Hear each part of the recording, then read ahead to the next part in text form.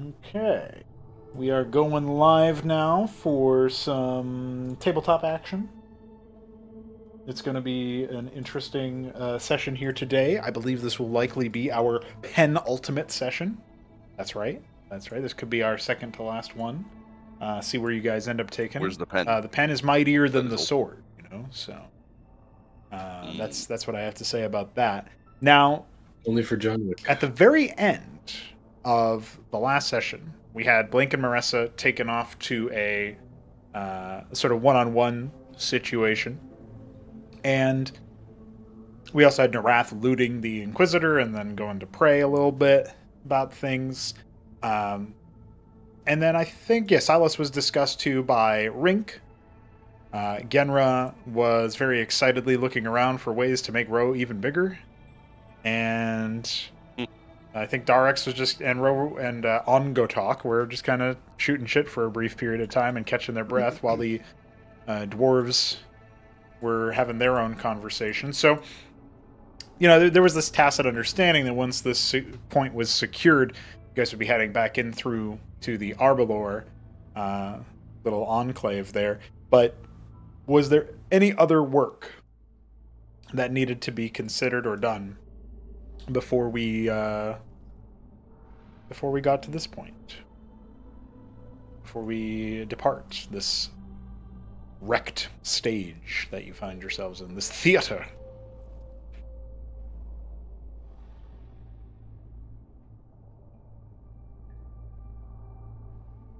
I don't really think there's anything Ro needs to do outside of just go find his people. Oh yeah, that was right. You managed that was like another point was that Rink was told to go and investigate or send dispatch out to find the gnolls and find members of Silas's order and stuff like that. So try to secure a couple additional allies for the fight ahead. So that was commented on at the very least. Yep, that's true. You can always reveal what the One Ring does. Yeah, but do you put it on?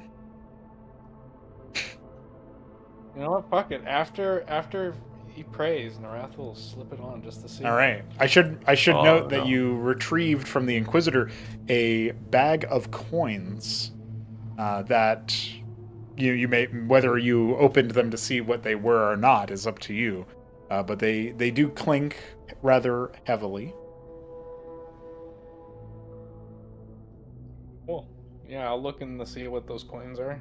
Am I rich? The coins are a sort of reddish hue, a little bit orangey. Definitely not gold, or at least not what you would typically associate with gold. They don't seem to be stamped with any seal of a kingdom you recognize either. It would appear like this is currency perhaps traded between the Inquisitors or some other group. Perhaps something to bring to Maressa's attention. Alright. And does the One Ring seize my soul and bring the Eye of Sauron upon me? The ring that you have... This is the one with the yellow inset stone, is that right? I believe that's the one that you ended up scooping. Because you got your elemental gem that you threw. It was the one off that elf. Yeah. So there's a yellow inset stone on it that's cut in a very, it's not, it almost looks haphazard. It doesn't look like it was finely, precisely chipped away at. And yet, looking upon it gives you a very minor sense that, almost of a homecoming type of feeling, like a place where you belong. And when you slip it on your finger, there's a delay before anything truly transpires, but you start to hear voices around you, and, voices are happening around you. People are discussing. But these voices are notably harsher, a little bit more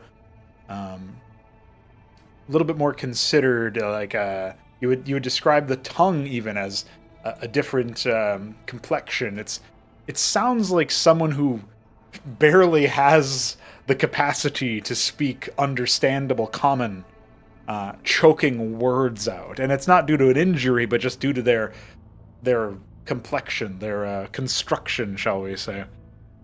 And they are barking something fierce, clearly unhappy about something, and it grows in volume until, as you're sort of like looking around to try to get your bearings, Narath, you feel like you're actually, what previously was like a patrolling set of the dwarves or the agents of Da Sazarin, or even your own party members. They're slowly replaced with these ugly-looking orcs and other waste warriors that are milling about, attempting to find rations or equip themselves for war. And you catch a few glances towards a small, slippery band of Drogari in a far corner, and it's as if things are being replaced in front of you, in your full view, as you gaze upon your surroundings, and the construction of the environment shifts and shapes into something a bit more like the captaincy that you found Maressa in. Indeed, very similar construction to that. And then a hulking monstrosity of a creature with fur and horns and hooves is revealed as the source of this loud, guttural barking that barely sounds intelligible. A thick accent, if you can call it that. But he's clearly displeased with the progress of some of his peers. Damn, I don't have a spell I can throw at him before I fucking take this ring off and teleport back home. LOL, you Wow. think the ring's coming off?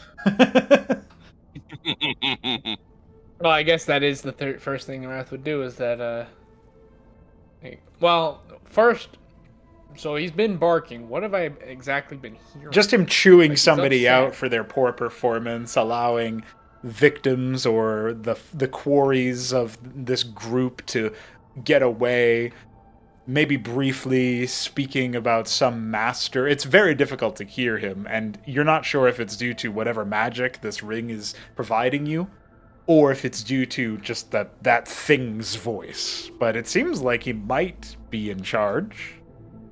Certainly seems to be commanding authority. Things are I don't think this is like a sending stone or anything. I think I'm actually getting transmuted into this place. So I can't fuck around too much. And I don't just have anything to troll them with. So I think Narath is going to take off the ring. Okay, and just as much more suddenly than you slowly shifted there, you immediately get sucked back into where you were, resting, and those milling about have seemingly not noticed you or deliberately avoided, being,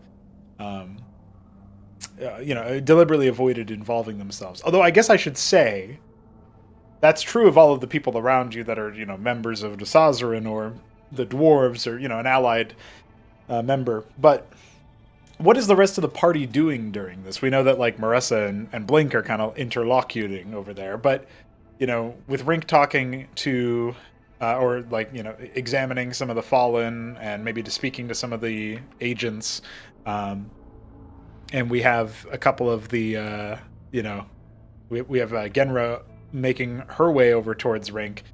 What's everybody else doing, starting with Sir Ashtorium?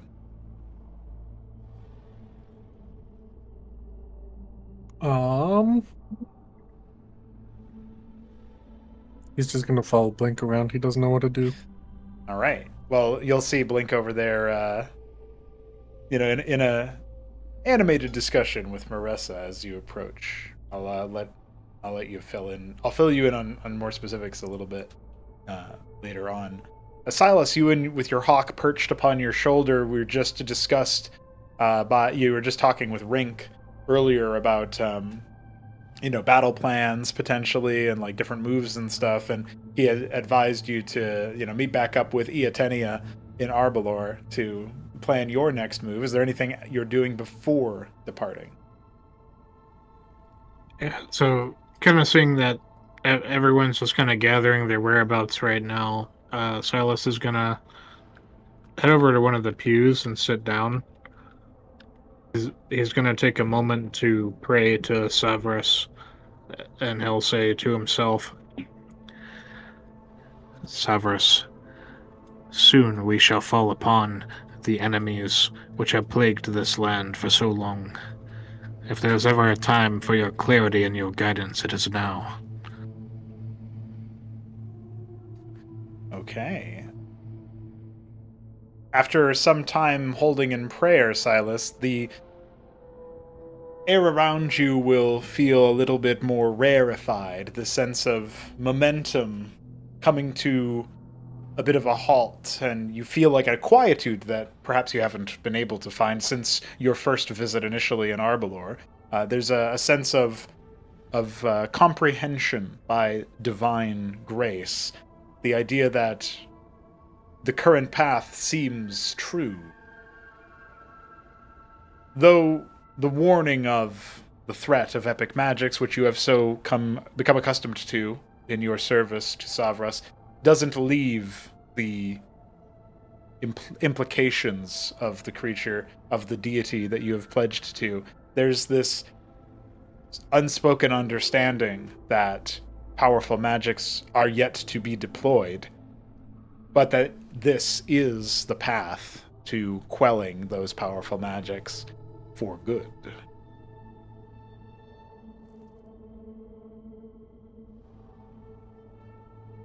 Feeling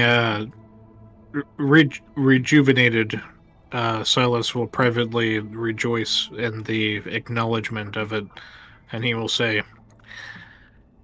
I hear and acknowledge your whispers. I will not fail.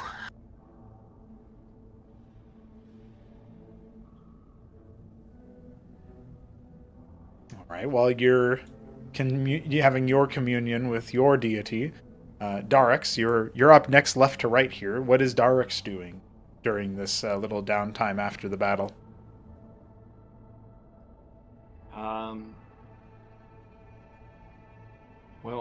We still don't have our headmates, right? Just kind of still stuck in Arbalor, even though we're out. Yeah, they've been uncannily quiet ever since your departure. They weren't present during the time outside of Arbalor when you went to seek Maressa, and so much in the same way now, it feels like those souls you carry with you are temporarily indisposed. Hmm. Darks will survey the destruction, the dead, look at his companions. He'll think to himself, where do I go from here? Still the king to remove, wherever he may be. It's probably safe to assume he's not here. Right, yeah, this is the Sazarin territory. Yeah. So we have to. Sure, there's probably a castle we'll have to go to. We have to, go on a hunt for a king. Something Dark's never, in his wildest dreams, would be something he thought he would ever do. It's all very surreal to him. And he's a little anxious. He's sure in his cause, but there's a lot that can happen in a very short amount of time. And he now knows his companions, they all have their own quests to go on, their own lives to live. Their own lesser deities to serve.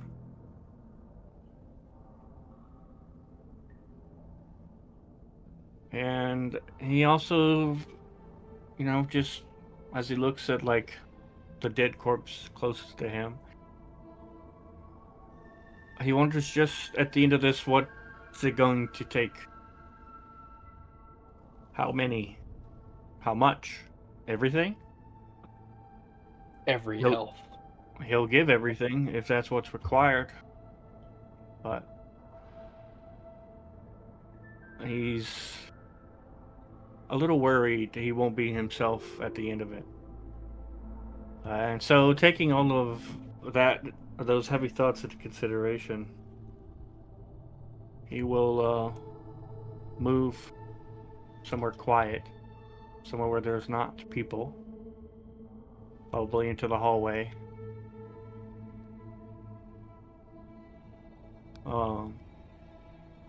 I assume I Yeah. can go through here? It Or is was opened up by the dwarves when they first popped in. Yeah, and he will sort of stand here, nestled between these two shelves, and he'll sit down on the floor, and he'll take one of his icons out from his bag, and he will sit it down in front of him. And for probably the first time, even when he was in Arbalor, he wasn't able to focus like he's focusing now.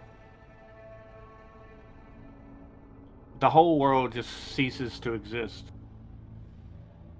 And he asks heaven and the Starfather for guidance, for wisdom, for patience, and that he would protect his companions. And whatever happens, committing regicide, even if the king is bad, it's still a really heavy thing to do. You remove a king and all kinds of awful things happen. Who replaces him? Are they just? Are they good? Can you trust them?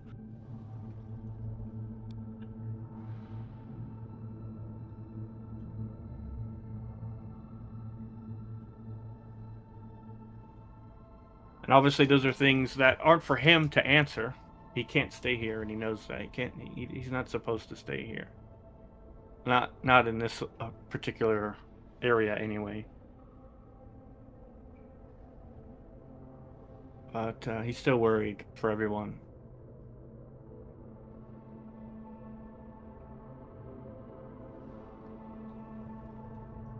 Just sort of like silently Yeah, that's what he does. contemplating. Yeah, he's silently contemplating. He's not saying anything out loud. And it's not quite like a You know, prayer he's- either. It's just really sitting with the thoughts kind of deal. It's conversational prayer, Okay, got it. as a Christian might do with God. He asks questions, he makes statements, he pauses, he waits for a response. Whether one comes or not is a kind of a response in of itself. Right. It's like leaving you room to continue thinking in that way. Yes, Whatever exactly. thoughts may come from that. So, and that's what he does.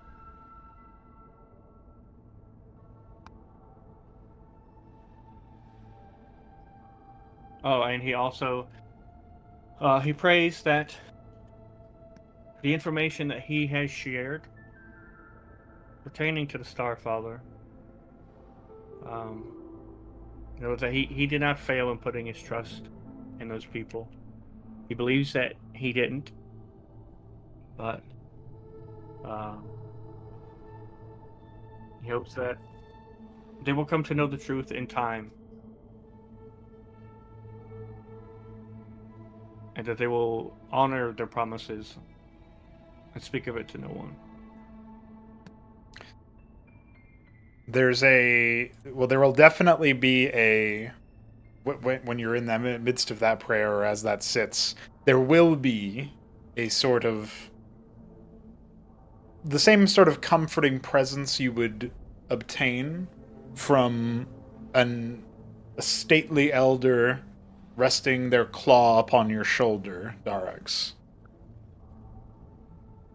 But it's bringing with it a very heavy weight, almost too much weight for your form to bear, indicating scale, indicating stature beyond that of a typical Draconan.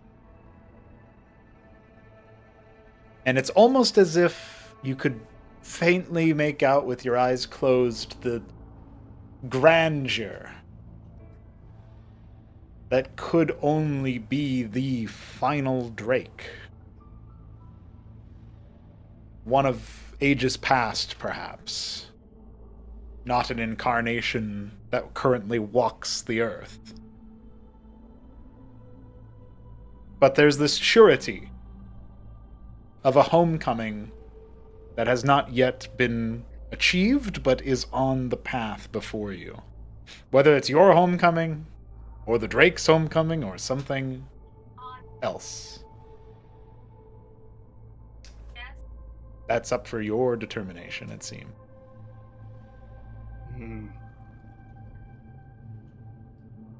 And that will be enough for him. He knows that he receives what is necessary, what he needs for his own betterment and eventual salvation, and nothing more. And that's more grace than what is extended to most. So he's very grateful for it. And at the end of this, he'll relax. He'll just kind of slump down against the wall. And he'll lean his head back and he'll shut his eyes. And if someone else were to come and see him, they would maybe see his shoulders shake a bit. And then he lets out a very long exhale. And for the moment, he just lets himself be and rests.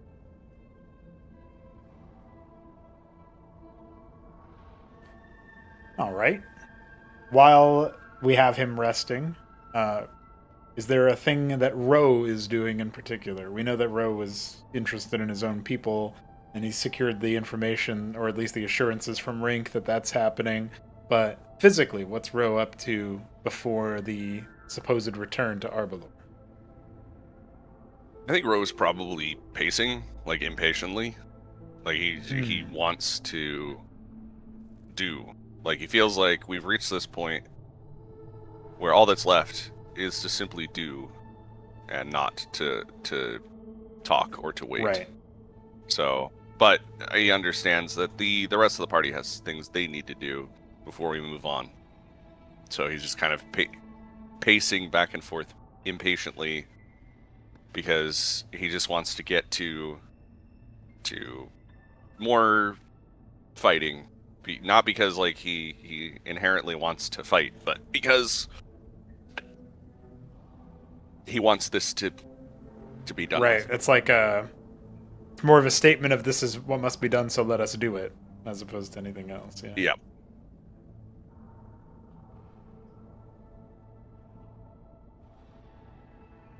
Okay. Fairly simple then. I guess I should mention that you don't have the typical. You've had some time now to adjust to not having your whirlwind and maelstrom of the spiritual force, which is not to take away from your pacing and your that's, but perhaps an opportunity for Ro to consider. Oh wow, this is how I feel specifically, and not just all of the other spirits in my mind, sort of thing. So, you know what I mean?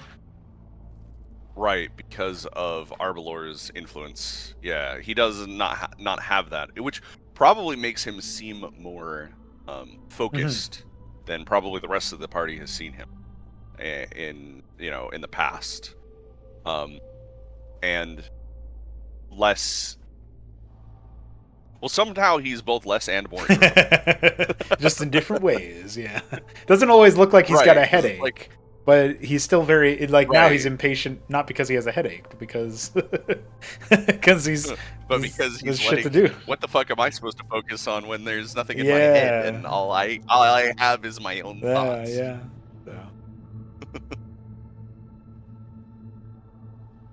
So there you go. Oh. Okay, so while Rose pacing and looking pretty, impatient as you mentioned, I think that pretty much brings everybody back to it because we already had Ashtorium and Blink and Wrath, and so we took care of everybody else. As Genra is seen having like a stern conversation where somewhat forceful with Rink, not any like physical sense, just like she's very adamant about something, and Maressa sort of finishes the conversation, it would seem, with Blink. Ashtorium, you'll see Marissa sort of tapping the side of her head as a gesture towards Blink, and that's towards the end of their conversation as you approach. Blink, what is Blink doing now that at the end of this convo?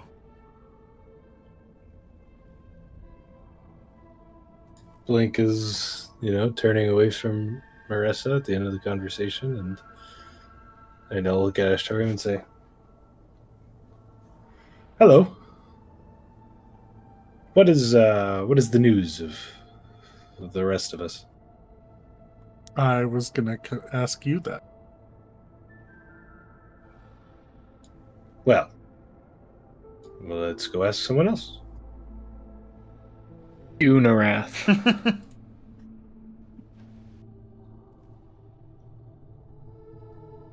As you turn, you'll see a old dragon, a corpse really, but still somehow kicking, despite the wounds that are still unhealed on him.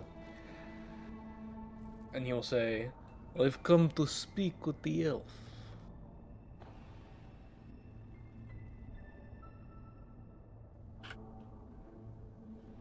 Well, I'll let you have that one. Marissa doesn't seem bothered by this and looks towards Narath expectantly. He approaches steadily, drawing forth the bag of coins from his belt and holding one up before Marissa and saying, "Would you happen to know the purpose of these?" As you pinch one between your claws, Narath, there will be this growing sensation of heat, and it will just continue to grow until it's intolerable. Okay, so instead of doing that, he will instead open the bag and show Marissa what's inside. Well, I'm just saying you can have that be the initial way you show it, but over time there will be this like sense of I gotta let this go. There's sizzling sounds, Okay, then he'll put it back in the bag. So that's fine. However you wanted to do it. Yeah. So Marissa notes the coins, cocks her head to one side as if it's like an unexpected development, and proffer a hand as if requesting the coin or a coin for her own touch. Let me see that. Are you sure? It burns. If I'm right, it won't burn me. Then the wrath will flicker a coin. Marissa will hold on to it for longer than it seemed you were able to without it being uncomfortable, and there will be a distinct lack of sizzling sounds. This is umbral currency. Where did you get this? Do I know what umbral currency is? Not by that term. There's currency that was used in very, isolated magic orders, and typically of the Tenebril, the settings version of the Underdark. And so you would be familiar with it with that, but you also haven't encountered it in such quantity, nor did you ever encounter it in a context of it burning the unworthy or whatever it was doing to you. It was on your dead friend, the other Inquisitor.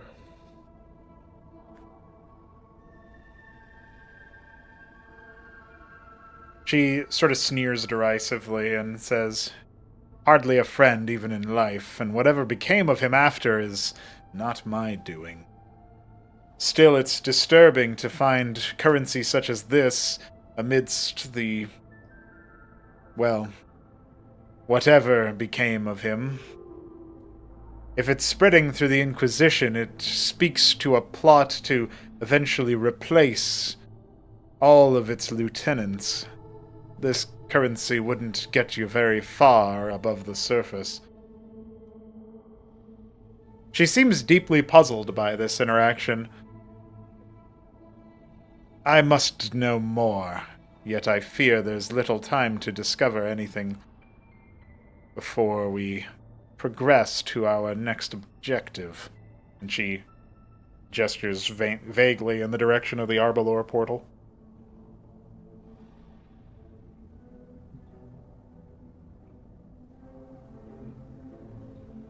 What would there be to spend it on, is the question. But yes, well, there is little time to ponder such things. In which case, we should walk and talk. And he will gesture towards moving towards the rest of the party, and then proffer the ring, which he will hold in the palm of his hand, and say, "I at least know more of this. Another one of your friends, long past, an elf." Got him. So jumps on Narash's shoulders for a piggyback for 2 seconds. When I slipped it on, I was granted a vision, or perhaps was displaced into what seemed to be the headquarters of one of the headquarters of the enemy. Well, she looks it over and gives you a nod and says,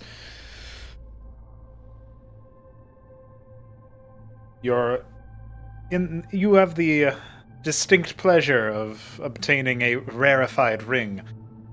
I would hazard caution at using it, donning it. But it seems you've already identified that keeping it on for too long will see you poof away from here. It could be a useful surprise when paired with certain agents. But yes, I will avoid delving head first into a pit of orcs and Drogari. She sort of furrows her brow. Surprised that's all you've found there. Nonetheless, we'll need to do some reconnaissance before making any decision about that. Still a good discovery, and one that will no doubt be useful.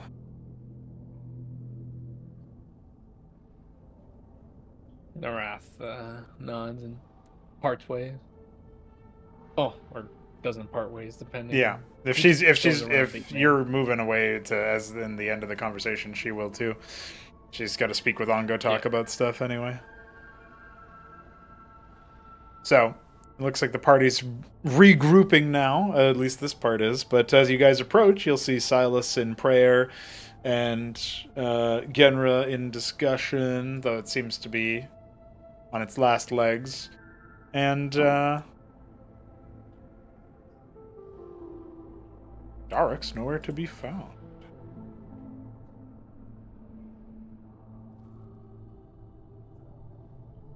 Ashtorium decides he's gonna start piling up bodies He's gonna put the dead bad guys in towards the bottom side, and then all the friendly bodies on the top side. Loot them while you're at it. Well, the Inquisitor was already looted by a certain Narath. Narath always gets first pick. Because Shambler is a loot goblin. Yeah. Yes. He stylistically designs characters to be loot goblins now. I don't really have a justification for Narath. Yeah. If anything, he'd be like the Jason opposite, you know? makes He's like, I've seen everything. He's like, I don't want to know. Yeah, well, also These- he's like, yeah, I don't these want to know it worldly exists possessions. because I might return, be under the control of my lich. Yeah.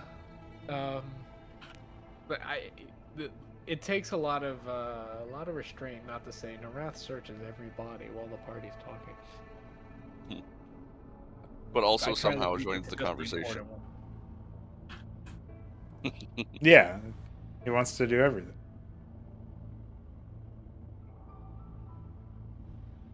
Just doing the accounting now rather than later.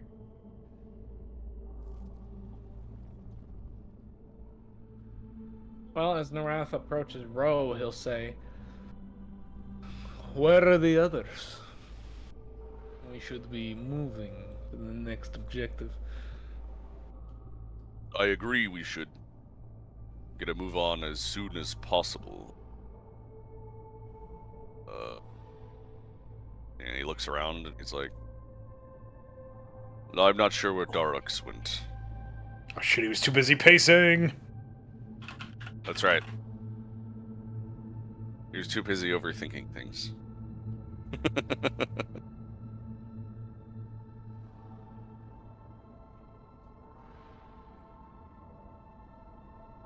What about you two? Narath will say to Blink and Orion. Any sight of that young Darux? You already know what I was doing. Yes, but you are the assassin. Maybe you picked up something that the warrior did not.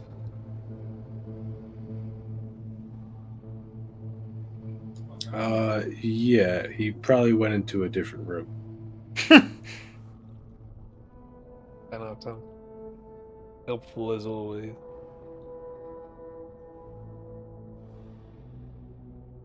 Was Narath over here from Rink and Genra's conversation? Rink promising to do what he can, and Genra reiterating, it seems, that it's very important. And then she walks away from him. Then she shouts big. Just shouts the word big. Just the word big, yeah. I think that would be pretty good. Why is Ashtorium's the only one piling bodies? These goons aren't helping us. You don't know that. Maybe they were. Oh, the goons are looting. You don't know that. Maybe they are.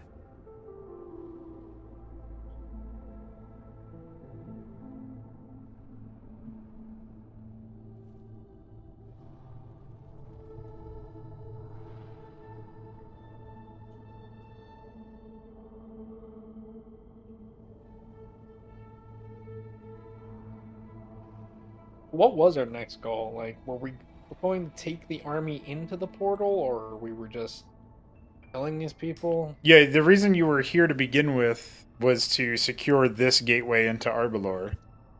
And Okay.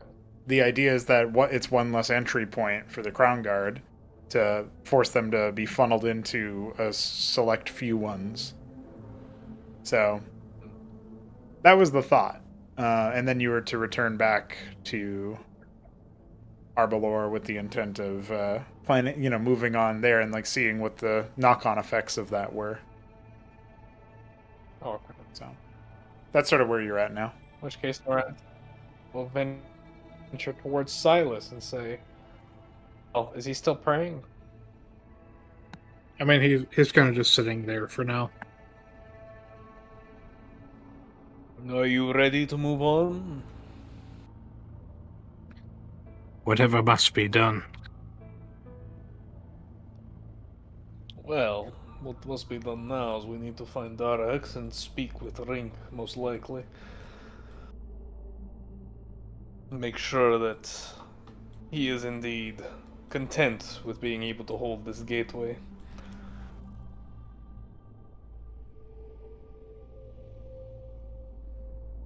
Then let us go to him and confirm. And I'll stand up.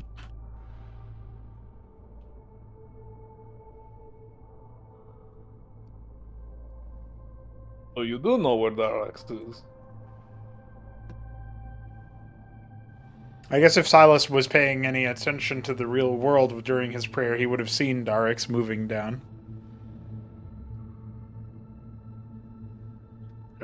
Most likely it was like hands clasped, eyes closed. So And the best he could have done is hear him. But, you know, if Narath... Narath could easily ask some of the dwarves or whatever, and they would point him out. So we could say that he got the information that way, if that's all that's the concern. Is Darax ready to be grabbed by Narath, or is he just still down there? Yeah, how long is Darix going to want to revel in the solitude? As long as he can. Yeah, that sounds about right. As I long think, as I think he wants to protect his balls from being touched. Actually, yeah. I mean, Thankfully, he's they are praying. internal. I A don't know. blessing, a great blessing. They cannot be touched. There's no. That's pretty horrifying to imagine if they could be, though. Like, holy shit. How powerful is this magic? Narath, if I we mean, are chill fighting touch. Darks, you must cast Chill Touch at max range every 6 seconds. Scary. Anyway. Alright.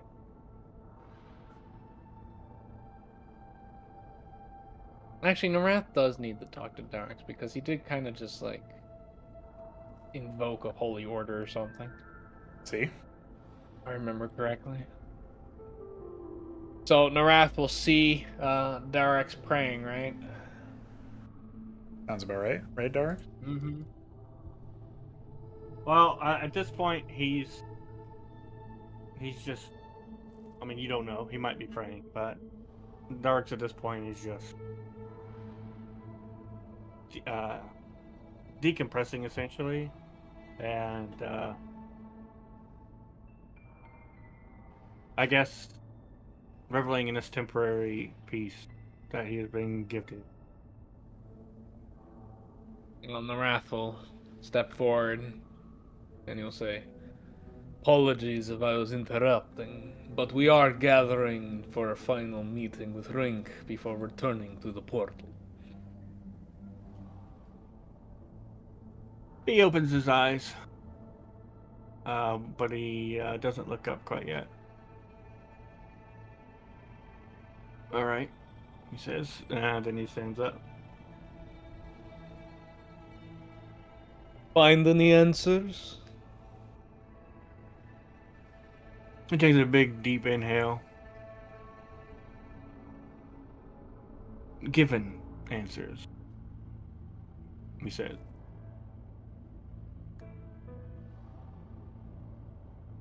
I hope they are to your satisfaction. To motion to the door.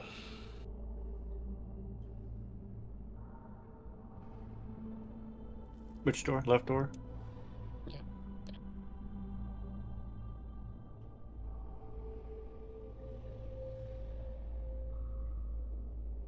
Silas. Silas Silas nods. had anything to say. Oh, okay. He's Master Nodder. Narath, And then you look a mess. I suffered worse. Alright. Without saying anything, he'll just lay on hands. I'm 14 out of 27 right now. Whoa, baby. Damn. 25.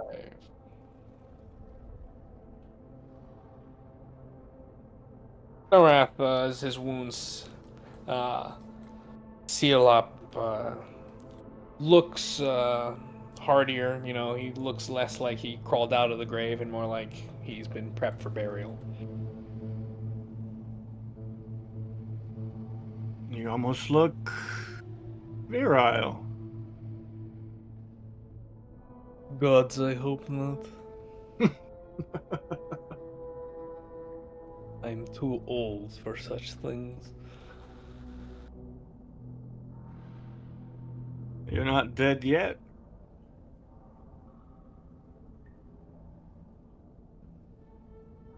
Narath stays silent.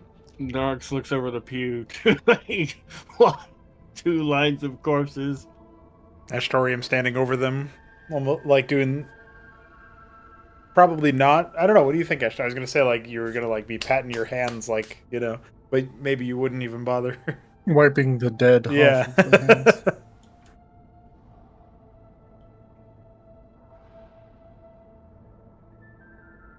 The viscera. That's right.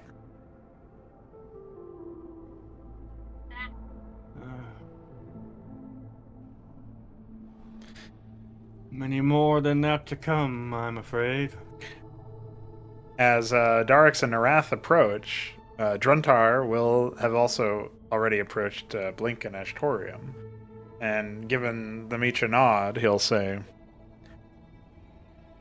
"Was coming over to ask if you were of need of anything from the dwarves.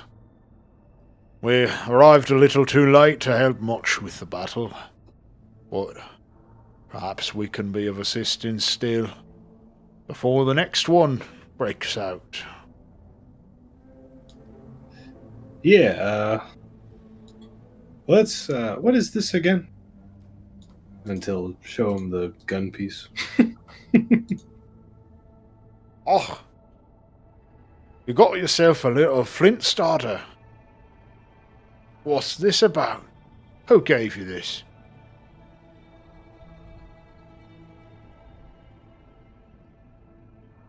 Who did give me that? Didn't you find it in the caves? Didn't you steal it? Yeah, I'm fairly certain I stole it off a drunk dwarf. You sure did, buddy. Ludman. What was it? You stole it Ludman, off of Ludman's drunken ass. That's okay. Ludman can't remember if you stole it or if you yeah, gave it to yeah. you. I was gonna say. So I Blink think he will you think should have that. definitely fucking been like, "Yeah, you gave this to me, remember?" And he would have been like, "No, I don't.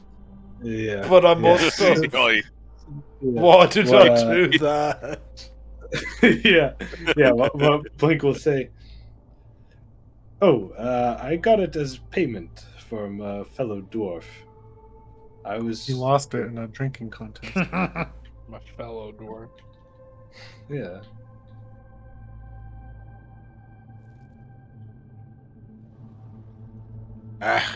Must have been drunk. Not like us dwarves to give away such secretive objects, but I suppose it doesn't do you much good in its current state, so I tell you what, it's pretty dire circumstance we find ourselves in, yeah? So, you give it back to me, I'll assemble it with the other pieces, I'll give it back to you soon. Deal?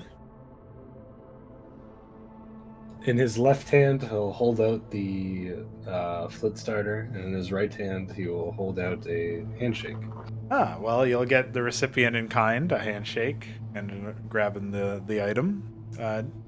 It's not like an overly zealous grab or anything. He's just like, just grab, takes it casually. Wonderful.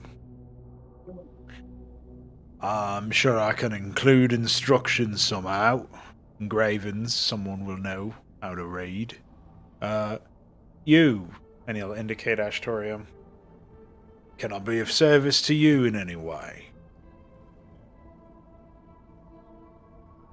Gelter, what do you think? Do you need anything?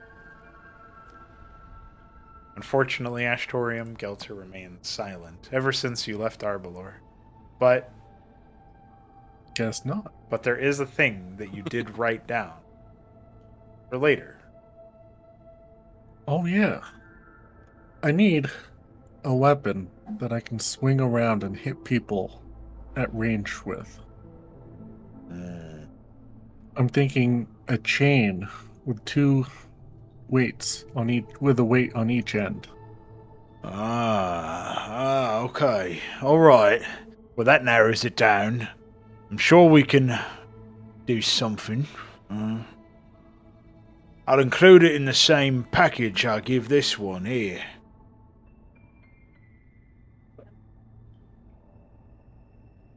And maybe the weights can look like fists. He smirks and then grins and then chuckles. Yeah, we can do that.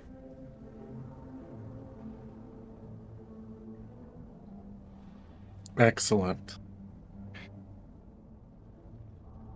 Then waving towards Ro as if like trying to get his attention despite being so little, Druntar will say, "Does a big red guard need anything?"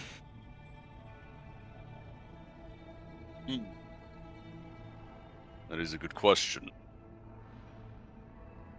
I do have an interesting conundrum.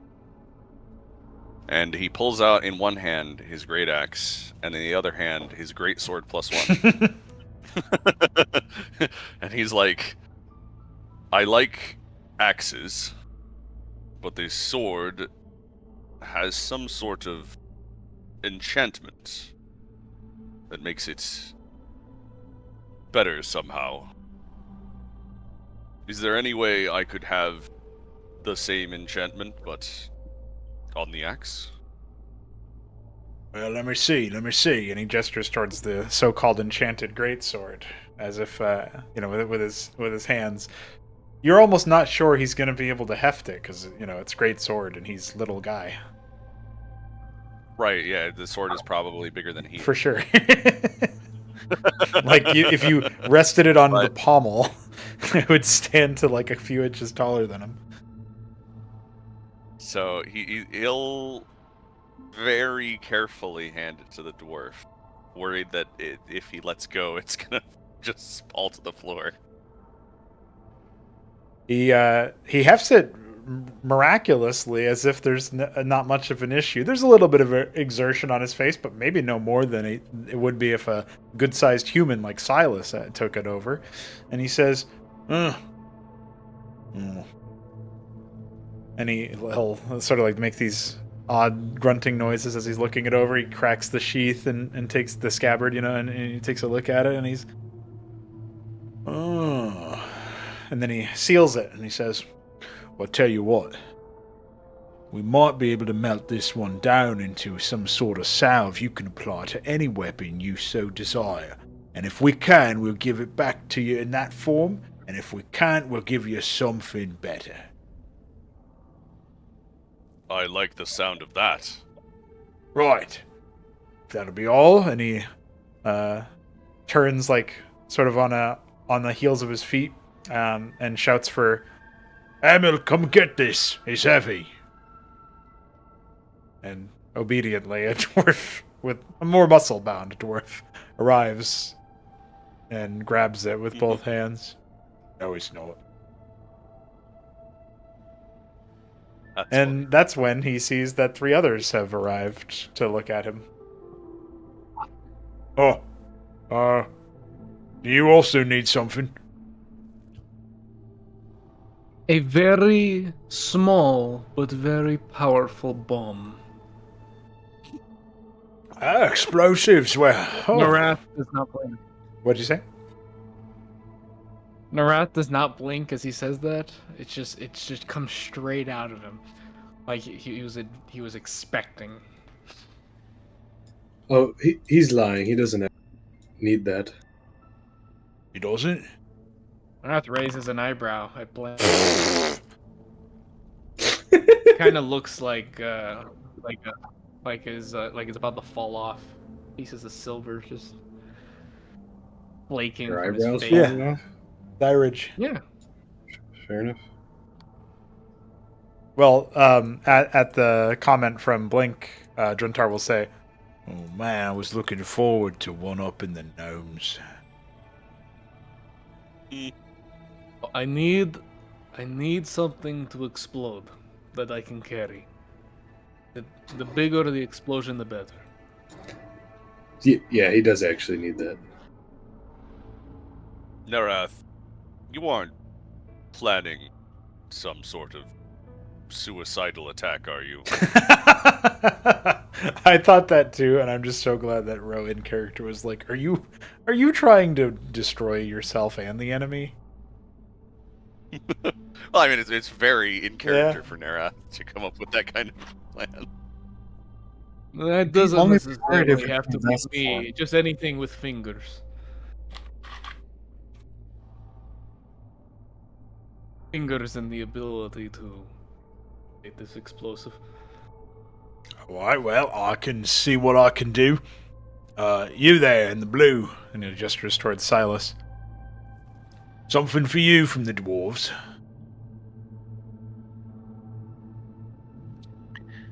Will you be able to provide your support in the coming conflict? Aye, we can spare some men. Those who aren't working on the engineering. This will be the battle that decides the fate of this land. Perhaps there can be some leadership or land saved for the dwarves. Oh, well, I certainly hope so. You know, we were relegated to the subterranean before all this went down, and it would be nice to not live in caves when we're not able to live in taverns. I too wish to see the day that good men are not shuddered into the dark. Man. So just our support, nothing for you specifically. I think you've done enough by aiding us up to this point. It would be selfish of me to make any other requests than to see this through to the end. I can respect that. And what about you, big tall white guy?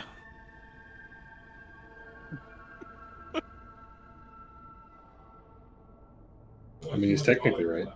Alex, white man, come on. Whitey McWarrior? Now Alexander's He's dead. AFK. BRB. I was trying to figure out how to respond in a German accent. Don't do that. Then you'll get. You're Then you're gonna hiding get dwarves. Jacques, Are you and not? then you're gonna get Fruity. Did somebody say bombs?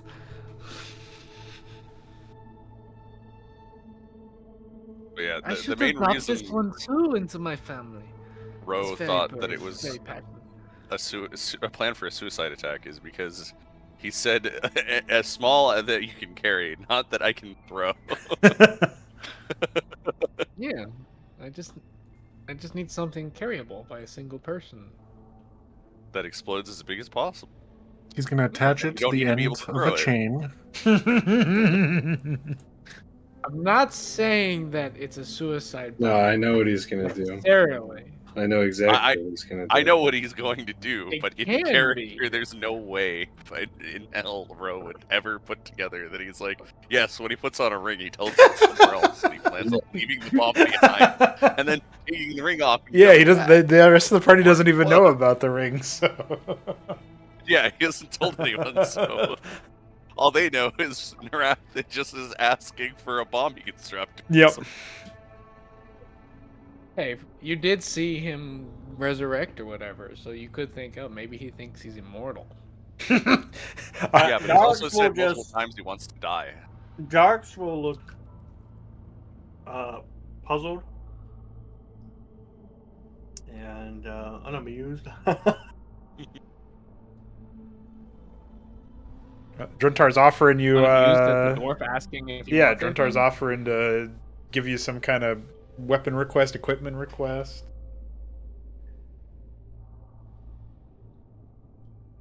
He might have called you big tall white guy, but he's doing it for a good reason, you know?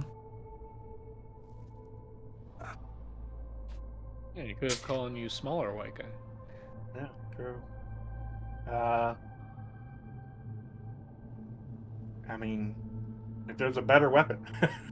It's- You too can get a bomb. No. Bomb code. I mean, he's wearing chainmail, not plate, right? Check your sheet. Yeah, I think so. Yeah, I'm wearing chainmail. It'd be really cool to wear actual plate armor. You could request armor to be done up in, the same regalia you've got, if you were so inclined, Yeah, I think he'll do that. That sounds good. I'm sure you've got like That's the symbols that you've got on your armor. You've probably got like on things that you've painted or what have you. You could even give him Yes, exactly. an icon that would give him the example so he could get it right. Armor of enlarged person. I have been told you bearded ones are exceptional armor smiths. Oh, aye, he beams. I would be honored if you would smith for me a suit of plate engraved with the markings you see upon my person. He gives those markings a look over and nods, not just in confirmation that he can do it, but also in like acknowledgement of these symbols' significance. Important to get these right. Can't have no deities realizing you got the symbol the wrong way or something. Dark chuckles. You have my thanks, Master Dwarf.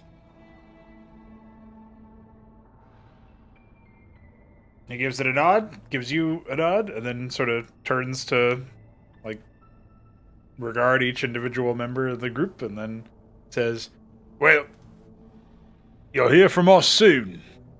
Count on it."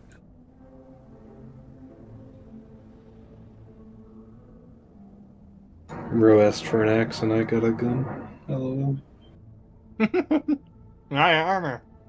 Don't bring a axe to a gunfight. I have an I think insurance Ro wins policy. with an axe in a gunfight. I have an I mean, I think Rogue can kill a guy really good. Honestly.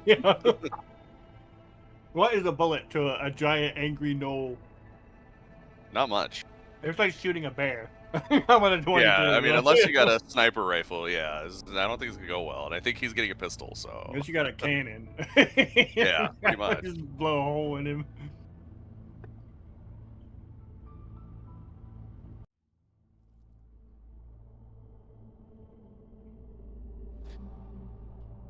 Well, with that out of the way, you'll see Genra also approach Druntar.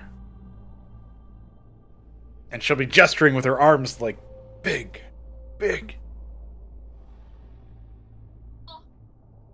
Big act. Very big lady. And Druntar will have his hands up a little bit, like, whoa, don't pick me up and throw me, but then he understands that Genra has a request. It's all understood. I like how the Shouldn't dwarves are come big. shrinking in real time. What do you mean? Don't gaslight me. I saw them. They were always weren't that size. No, they weren't. I saw it. Narathar. There's no shrinking in Bossing Say. Narathar. Oh. Now that you're done talking with the dwarves who have always been the same size, says Marassa.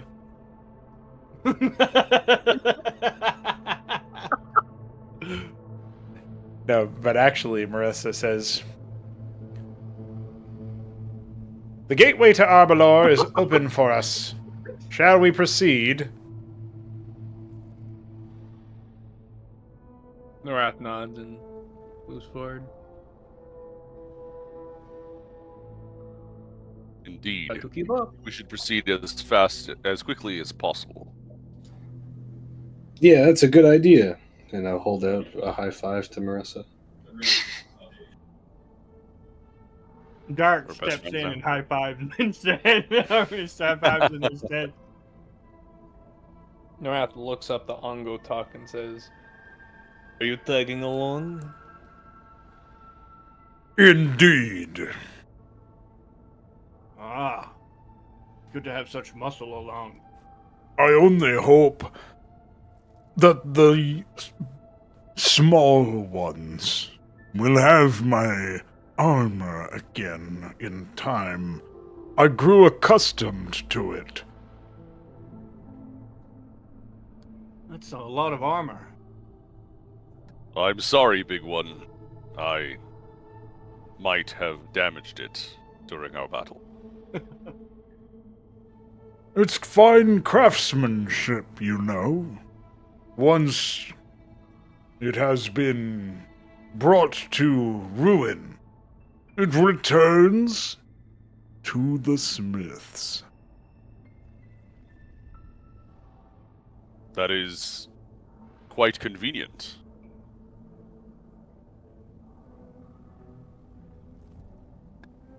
Angotak considers this for a moment. If only I had smiths.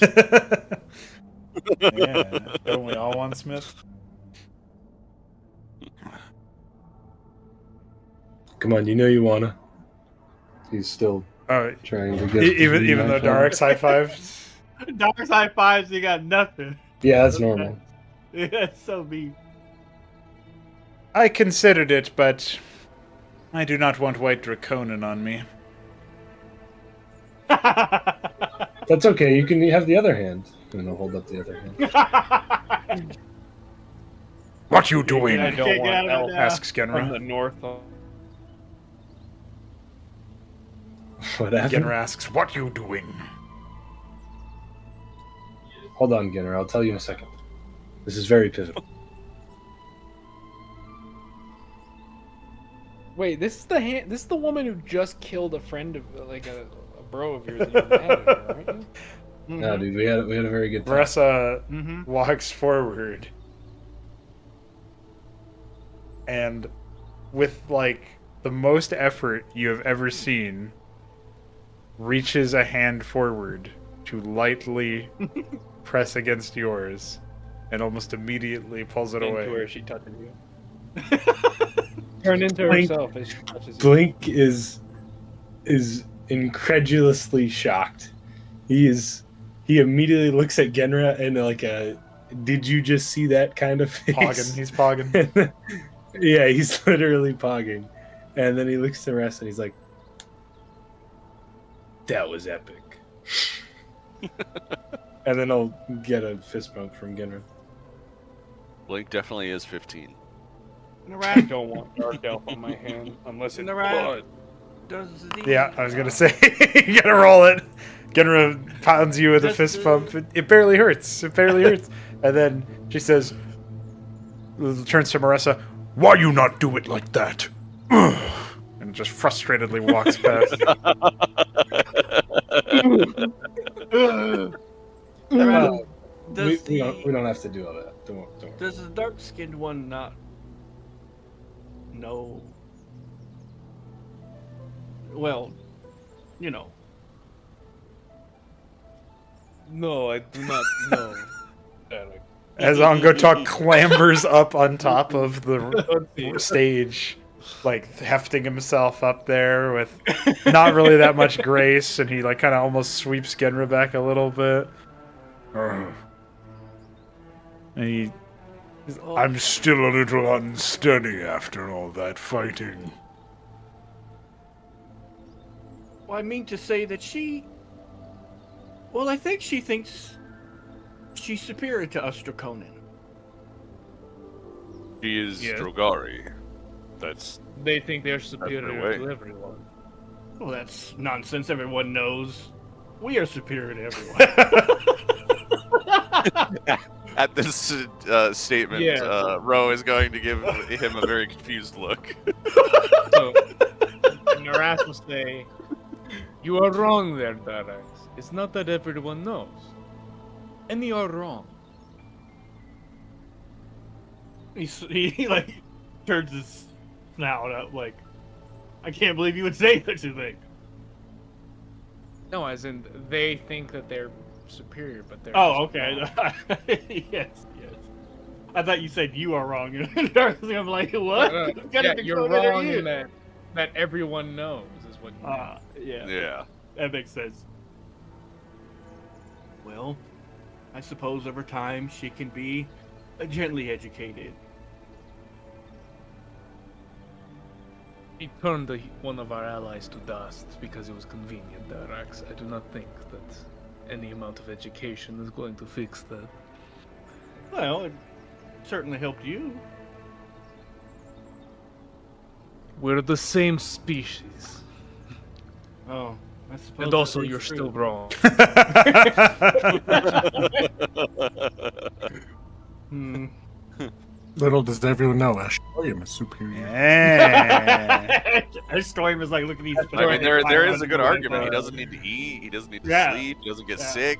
He Like, can come just on, punch. man. His whole life Yeah. is just one He can thing. just eternally punches. punch all the But- time. What's that Warhammer quote about the weakness of the flesh? Yeah, The yeah, blessed the purity addictive of the machine. Yeah. With that, Darks will step into. As Blink walks past Marissa to go rejoin his group, Marissa will hear him muttering, "Man, we're gonna be like second best friends." you know, because the first one's taken from Astorium.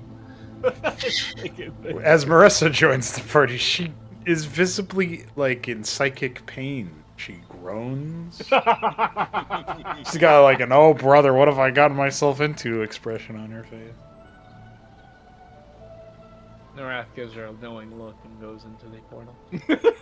Like, I too understand. Marath would never get one of my high fives. He has no knowing look. No, he haven't understands the high-fived? look on her face. I'm pretty sure we high-fived at least once. No. That's all it takes to become a party member. Can you high five Blink and survive? What does that mean anyway? The two hands coming together. It is an action of celebration. I Brotherly believe. love.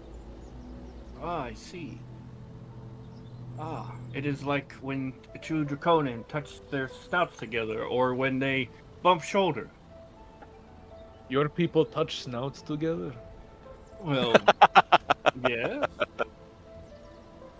We And- locked and horns. And horns. Yeah, we headbutted. They go, boom, we lock our horns together. No, we do that too. Bumping shoulders is what happens in Paladin Partner. Ah. We already must Better not fucking bump me. Yeah. I will not let you shoulder my shoulder of a shoulder. Brother. Can you shoulder that burden, though? Dude, there's a literal code in Cosmonarchy that checks for shoulders in an area because that's what I called the term. That's the catch-all term for the Escosi units that have the shouldered burden passive. Jesus. It's an entity search for shoulders. It's not Jesus, it's shoulder. I can see how you'd get confused. Augustius has a shoulder burden. Damn right he does. Yeah, he's in the Scozy. It's kind of accurate. It kind of is. Yeah. Praise my lord and shoulder your shoulder. Yeah, General. Everyone knows that the Draconin are Protoss. No, don't say such things! Truth. They hated Jesus because he told the truth. I mean, you could describe Derex as Oh, a zealot God, of it's the Starfather. No, he's not a zealot. He Okay. is literally a divine primacy Protoss, alright? And Wait, does Narath that is make like Ashtorium a Mordred's golem? secret saber. He would need two swords, two maces, but he only has one. Therefore, Psi maces. Yeah. yeah, he's All not Draconin are just Calendric Knights. The difference is Darks are going to heaven and all Protoss go to hell. That's a very important distinction. That we should- So you're part of the Order of the Sacred Shoulder.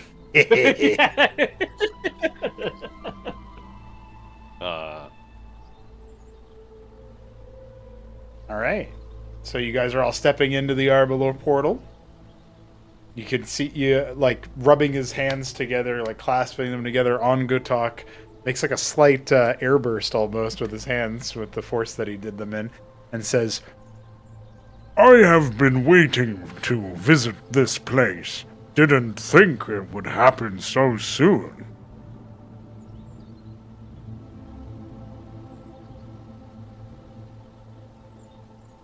I'm sure you intended to visit with entirely peaceful intentions. Ah. When I found out about it, I was told to murder everyone there. But things have changed. Now I will only murder those who get in our way. Astrium "What did Astorium do?" he steps aside to let the guy go in first. Oh, yeah. He doesn't want to get in the way. Yeah, pretty smart. Pretty smart, yeah. Okay. Well, the let's say that the man himself is certainly going to take the opportunity. All right. As you all are making your way through one at a time, that that familiar sensation of having your senses accentuated by Arbalor starts to settle into you. Now at this point you're almost veterans of the place, looking on its accentuated sensory with the sort of rarefied air that you would want it to provide. This idea that you can go to this place far away from the trappings of the big city of Inolance and find peaceful quietude. But something is different as you step through. It doesn't reach the same apex that it had before. In fact, there's almost little strings of discord that strike through the usual solitude and peace that you would have within yourself.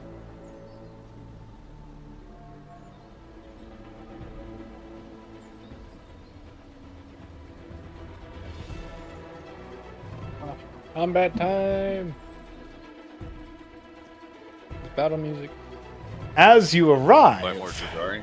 Oh, shit. Yeah, checking out his brothers. On kobolds. there's They're evil. There's an elder. There's quite the scene before you as you arrive. At the feet of Ongotok, lay a crumpled Drogari warrior, clearly having intruded a step too far. To your adjacent left, there's a smashed weapon bearing symbols of the crown, some sort of siege engine, and its operator crumpled to the side. Up on the raised ground, a crown bow and a crown spear, seemingly squaring up against distant Fae, and some dark, strange, lizard-like creature had a commanding pose against one of those blink dogs and more of the Fae. A distant Fae trooper lies dead against the wall, having been impaled by a very large bolt, likely from the same weapon of war that has been destroyed by your side. Then, to the south, a raging ogre, flanked by a gnoll, an orc, and 2 kobolds, bears down upon Iatenia and one of the draconic elders that you recognize from your previous dealings with the White Order.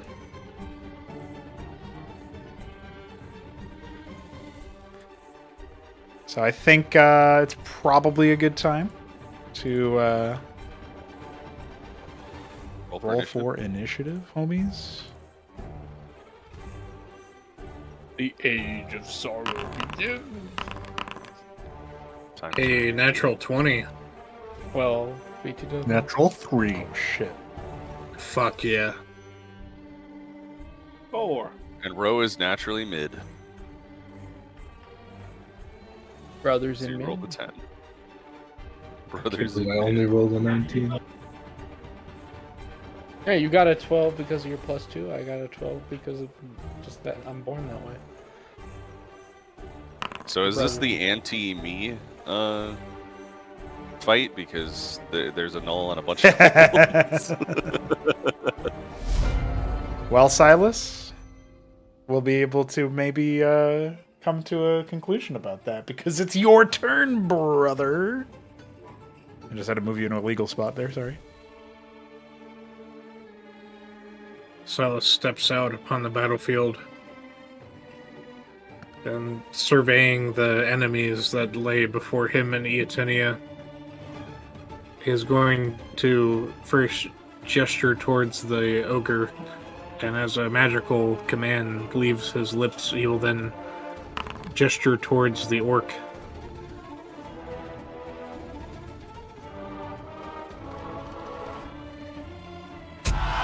And he will say, "Crush."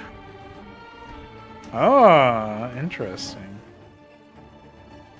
The orc or the ogre? He was telling the ogre to crush the orc, and I think he failed the Oh. save. Okay. Well, that's gonna go very well. Oh! The ogre turns his attention towards the orc. Blink, it's you actually. I'm you. Actually, how much would he move? Like, I don't want to get fired. Yeah, so maybe not stand it. The ogre's not facing us anymore. The ogre was facing Eotenia anyway, and Silas commanded him to face the orc. So his back is turned no matter what. Hell yeah. Where's my gun?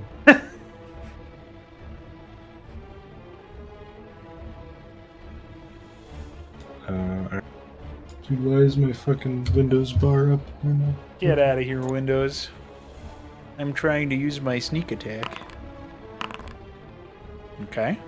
Definitely hits for full damage. Big damage. I can't imagine. Oh, okay. Well, I got an incredibly shit roll. That's still a good chunk of the ogre sliced into by your arrow. Another, this time a more veritable roar from the beast.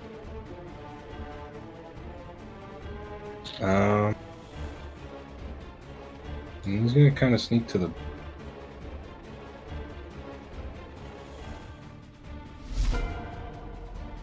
Genro will look to the left and see the number of enemies is smaller. Then look to the right and see a big enemy and exclaim, "Cannot be big!" and roars after the ogre. I love Genra. Oh wait, that's with advantage. Hmm.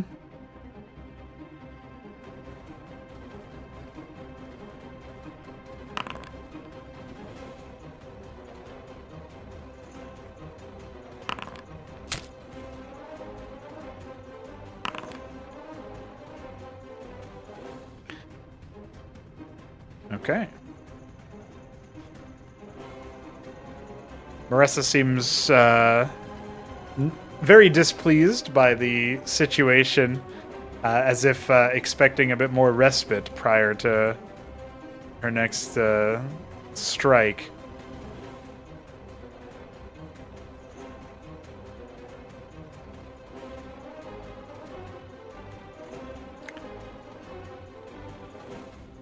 Won't do us any good to group them up, she mutters, indicating she's no longer able to set them all ablaze. But she joins in on fighting the on fighting the ogre.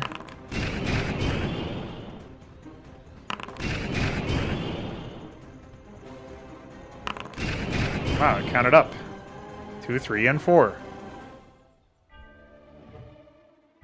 And then takes a few steps. That's to... 3 times 3. Yeah, exactly. All right.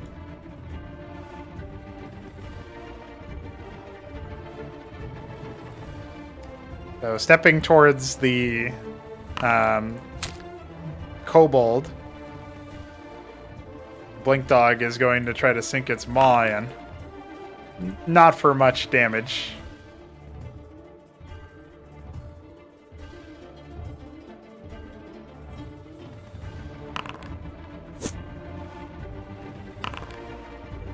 A couple of arrows are going to be loosed here.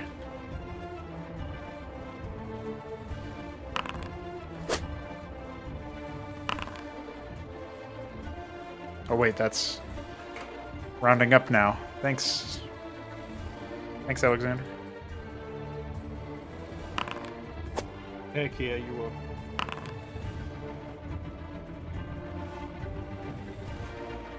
Ooh, max damage on that one. Okay. Oh wait. Pranked you, Narath. You're not up yet, but think about your turn anyway.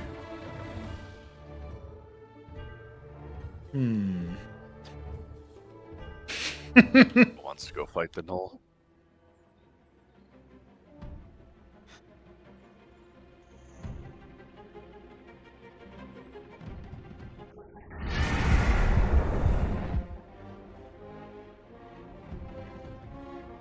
Oh shit.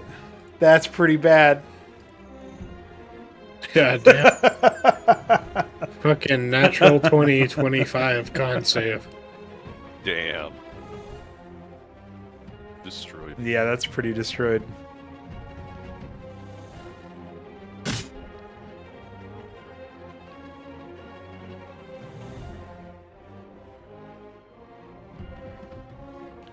Okay, well, that's not going to go as well. Iatenia channeled a spell towards the ogre, but it did not quite strike true. So she grabs hold of a bow from, and shoulders an arrow and lets it rip. Shoulder. Not ideal, but that's okay. Still some damage.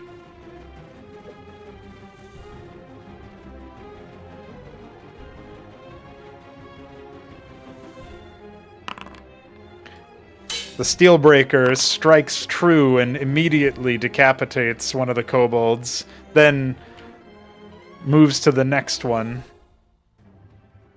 swinging again with the longsword. Oh, another one. Easy. Damn. Oh, the Kobold's already dead. Yeah, that didn't take long. But there's still one kobold left alive. Narath, now it's your turn, and Ro is up after.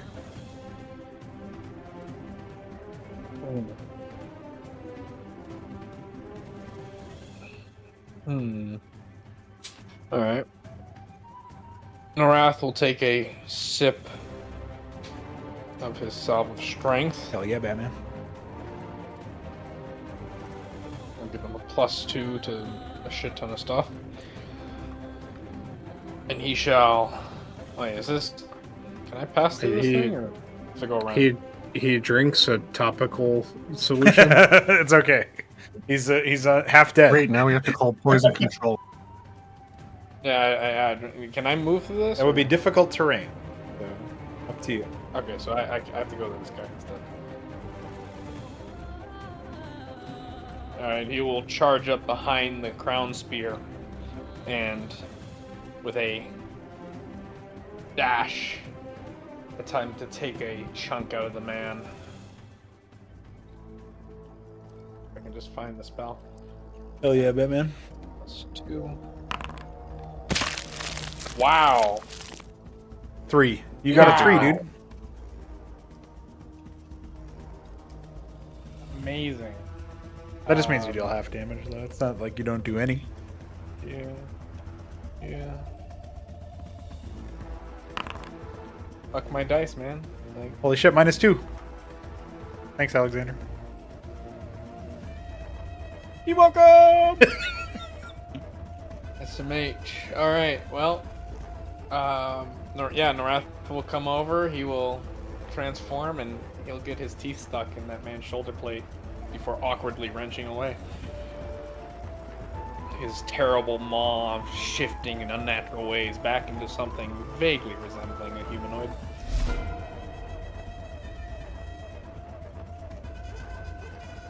So, Ro is going to survey this battlefield, and he's going to see that another Knoll is here. That's right.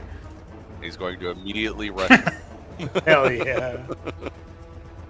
You're on the wrong Let's side, brother. He can only get all the way to there. Well, you could go for like a leap or whatever to extend your range. Just give me acrobatics, dude.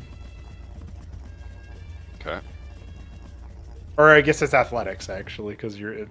Sorry, I get those two confused a lot. Ah. Let's see. Make a roll. I have a +6, so... Yeah. Okay. That's not too bad.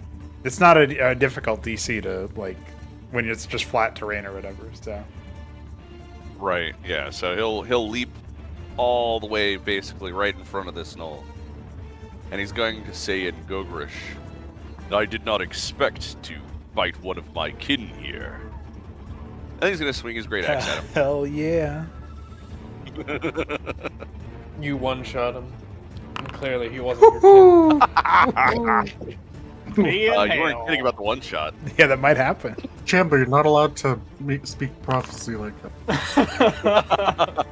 Well, you gore that man. I mean, he still stands him, but he's reeling from that assault. That is just like you might as well have just sliced open his stomach. His organs still fighting to stay in his body. He's still standing. Are you ready to surrender yet? And then he's going to end his turn. No bonus action bite to finish the job? He wants to see if this Knoll will follow him. Will surrender. Ridiculous. Would it be in character for a Knoll to surrender? Would it be in Depends character on the for a Knoll. Knoll to want to preserve another Knoll's life? Well, for Ro, it's in character. Well, it is So- Ro. Yeah. For Ro, yeah. For the Knoll, is he like... He might be like, This is a strange Oh, custom. probably. I don't understand this. What pack are you from? I mean, right now it's probably going to be like, oh shit, my intestines. Yeah, that's true. I think that's what he's mostly concerned about right now.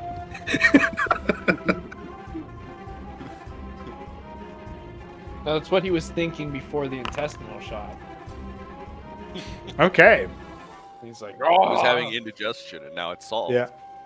So, Ongotak is going to grab the crumpled form of the Dragari, and with an effortful shit. grunt is going to hurl it at the kobold. no, he's destroying my loot. And that is going to be 7 bludgeoning damage as the corpse smacks into him and pushes him away, like a little bit off the ledge. And as that occurs, you're going to hear, "Aye!" like in a very inglorious sound come out of the kobold. He looks magical. He better be. Ongotak's going to sort of like quickly look around and say, Nobody tell me to pick on someone my own size. That never gets old. but then he does walk towards the ogre anyway. I was fixing to say. Okay. Well, the ogre... oh, shit! The ogre's not going to do anything yet. He's waiting until the beginning. The evil, badass looking kobold. I swear to God, this kobold better not just be some Half dude. damage. I have advantage though. He's not facing me. Augustus would see him What'd you like, say? the evil leader of this entire. I do have advantage though, right? He's not facing me. Correct. He's not facing. Then he just Right. one shots the ogre. That's I mean, he might. If he crits, he can do a fuckload of damage. The ogre Whoa! enters an unshakable rage.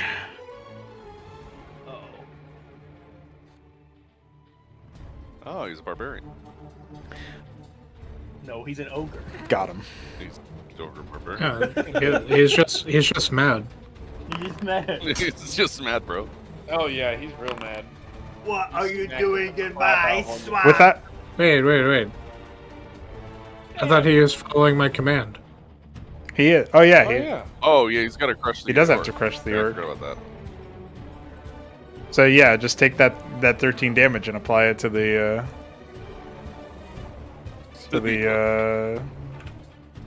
Uncle Talk, attack of opportunity. that would interrupt the command.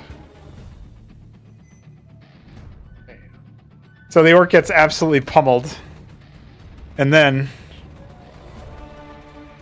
the ogre looks towards Ro as the spell's command fades, and says, Still crush. "Oh, but not going to be full damage on that crush. 7 damage to Ro." He's got 2 attacks. Yeah, he does. Good. You'll find me difficult to crush, ogre.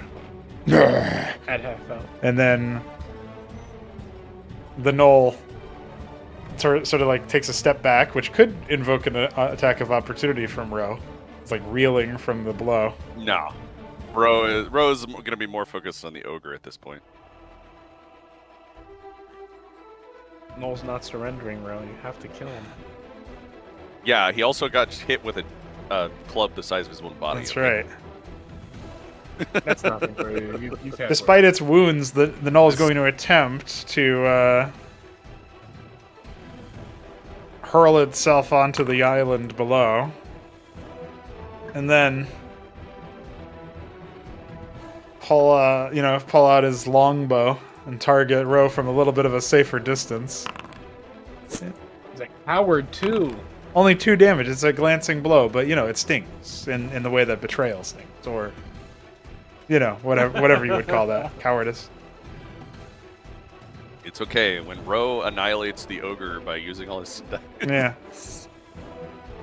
everyone's like gonna how be Ro- like, what the fuck? I like how Ro just basically has Divine Smite at this point, but it's fucking Sendai. Mm-hmm. You hit Sinful him too smite. much, and he smites you back harder. All that for 8 damage, critically striking the Steelbreaker, only to have a 6 satisfied smug smile smirk across his word face. I ran out of words. The orc is going to try to lock the Steelbreaker into combat, recognizing his threat. Meanwhile,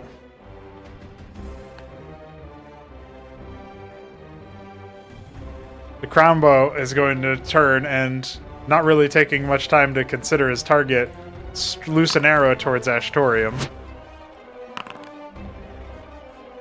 The crown spear will turn and attempt to strike Narath.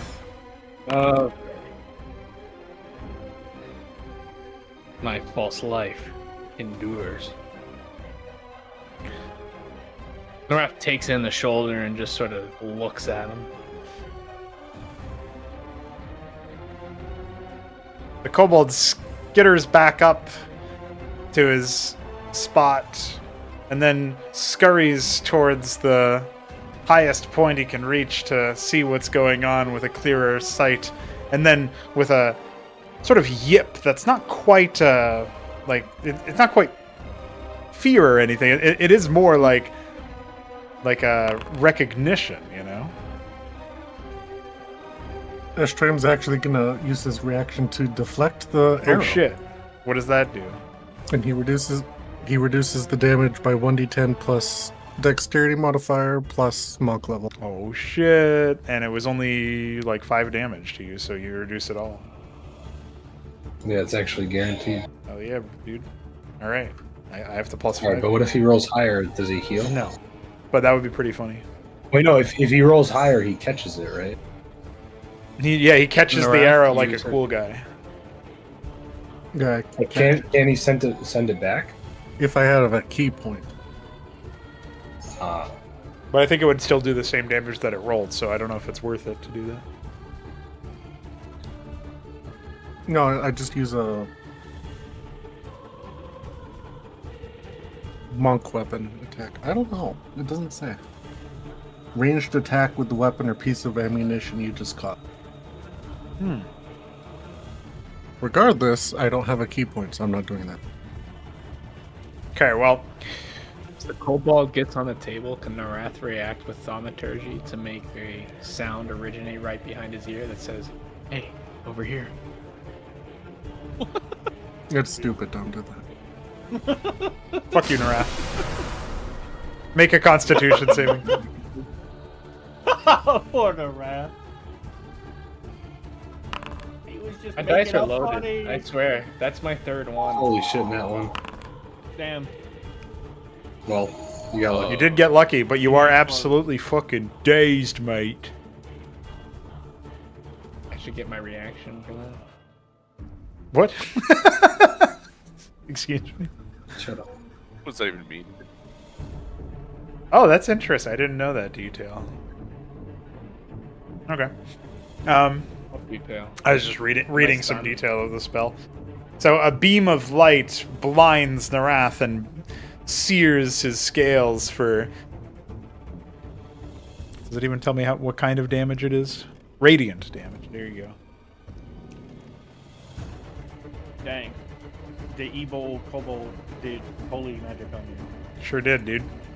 Moonbeam. It's not necessarily holy. It's just sunlight, basically.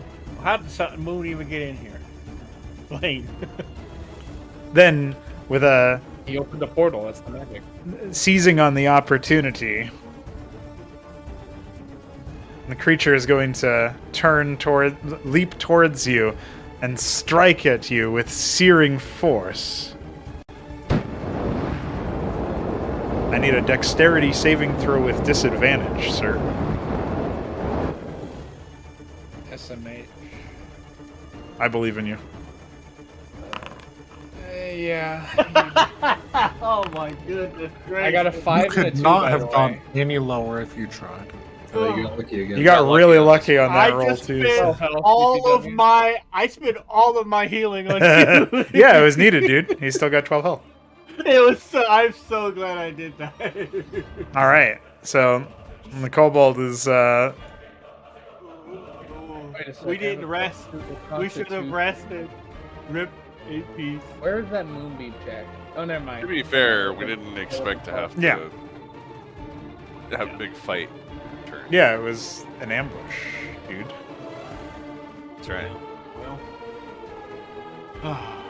Can't wait for my turn. We where I have get no to- healing, right? I not really. And I can't bring you back from the dead this time either. So. I don't even have that bomb. Yeah, you Just better go drink from the moon well, and you'll Yeah, restore go drink your... from the moon well. Go drink from the moon well. Ashtorium? You. Unless they have healing. He had that prepared. Ashtorium is here, bro. Ashtorium is here, man. You don't have to worry about anything. I just found out I could do That's that. pretty good. That's really cool. Punch the shit out of that stupid little kobold fuck. Hell yeah, dude. I just imagine you punting him. Like he just punched a tiny kobold across the room. Hell yeah, dude. Go! Hell yeah, dude. Damn. Heck yeah, brother. Nice. And I wish I had a smart quip for telling him to not bully my friend. Okay, well, Dark sees the big ogre, but he sees the Wrath is just taking a bit of Boatload of damage. a boatload of damage, and he's worried about poor Wrath. So, and there are a bunch of bad guys over there, so he will go and help. Although, yeah, the rest is over there. They'll be fine. And how was I? I want to get disadvantage. Advantage. Yeah, I don't wanna get disadvantage, dude. Well, he's looking towards Ashtorium after the walloping, so I'm not sure you'll get it. Shame. You might have to raw dog it. I might have to raw dog it. All right. All right.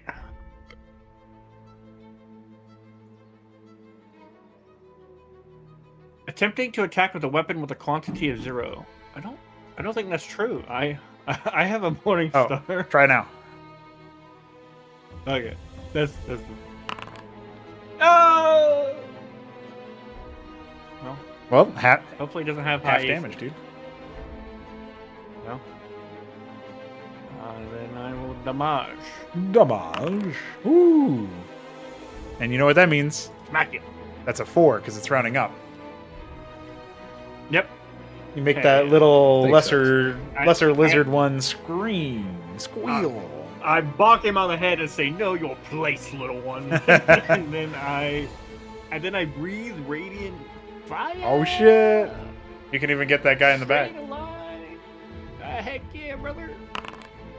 4. That's one more than 3. That is true. Let's see if You rolled. they can. Let's see if they can do the dexterity. Dude, I would it's love to con. roll an 11 damage with my breath. I don't think I've ever rolled that high with my breath. Hey, what's this guy's kobold name? Kelgrin the Maul. He's a boss. How do you know that? What a Well, name. That's his name. This is His like name it's is like in it's like Telgal? Diablo, man. If you see the name, the monster have a name, he's a special. He's a boss. He's a unique. I do like that in like ARPGs, your guy just kind of knows the names of all these demons and monsters. Yeah. It's sweet. There's never like when you mouse over it, it says kobold. Like it reveals the name for whatever reason on the chat card, but Yeah, I know. you mouse over it. So I've programmed it to just say kobold. I've configured it to that because that's all you see. You see kobold. Like, well, what else would it say? I see. Yeah, I don't know that he's the mighty Kelgrin. Yeah. Maul. I've never He's met the him. skull of Bankhaven. Kobold the Maw. Dang, dude, Kelgrin's saving throws are crazy. All right. Well, he did fail the concentration, so Narath will be spared the future moonbeams, which is very important. So you did a good thing, Dark. indeed You very spared him. I did. Okay. All right. And do I hit the other guy behind him? Yeah, I also deducted damage from him. He's looking real rough. Calgren's not looking the best Excellent. either, but he's still looking pretty crazed. So Yeah, All you know. In my turn. Silas, it's you actually. He'll be looking much better when he's dead on the floor. Got him. Indeed, he will. You got The audacity of some black-scaled little shithead thinking he can front with Dakota. Silas is gonna gesture towards the kobold and say to Ro, "Do you have plans for that one?" Which one? The knoll. Oh, okay. You said kobold, so I was a little confused. Yeah, I messed up. Okay. I had hoped he would surrender, but it appears not. If he must die, then it is a shame, but nothing I can do about it, really. All right. I will not have. I will not withhold prejudice then.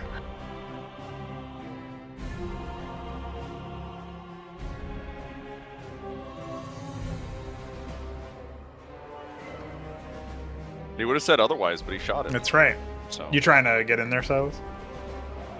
Yeah, trying to. Silas, as you wade into the water, you will see a frog. Shit. That's all. Holy Fred. shit. Fred! Fred the Dude, Frog! I knew that, Fred. Fred. It's Battletoads. Battletoads. Does my booming blade Damn hit? right it does. No, he has 21 AC because of the Battletoads. right. Well, it still hits. So. Nice. Get 20 that points. damage done, son.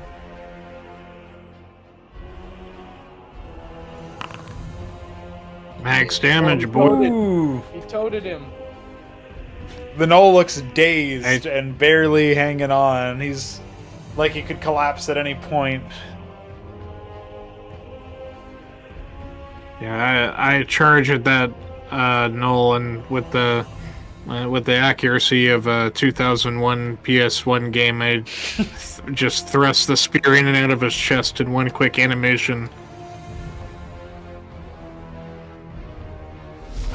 And he becomes sheathed in booming energy. Hell yeah, dude. All right, Blink, it's you. All right, so to recap, we have a raging ogre. Yes, the Raging Ogre looks like he's going to be a pretty big threat to everybody in that area.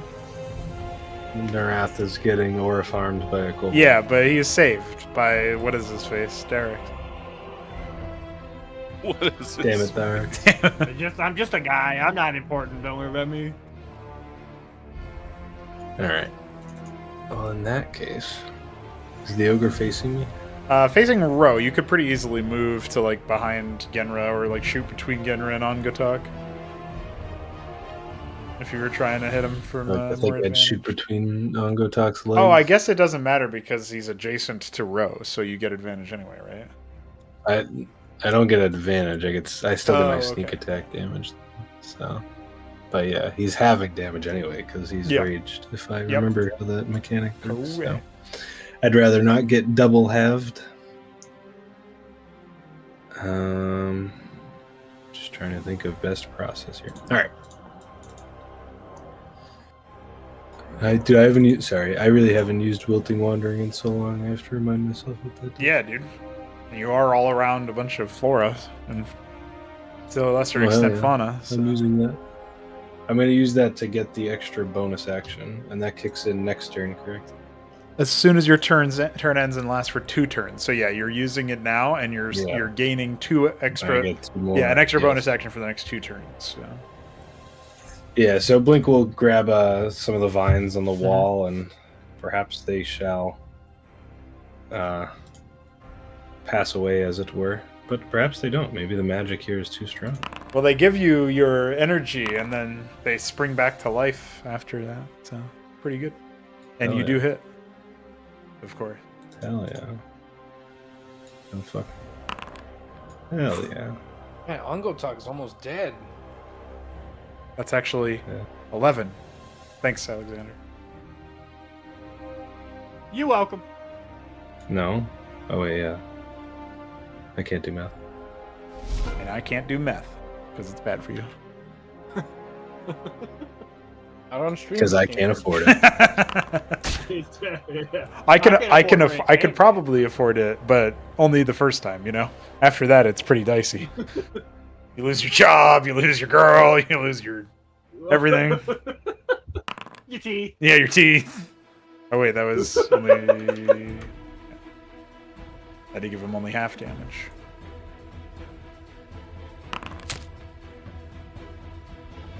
Oh shit! Have to give him That's only quarter fuck. damage. 2 damage. That's 2 damage. Sure is. Oops, I almost healed him. And then, because she's stacked up the stacks, she's going for another one. Oh shit, another 2 It's damage. 1 damage. Oh, 2 damage. Oh, his AC's not that high. Alright, Yeah. that's good.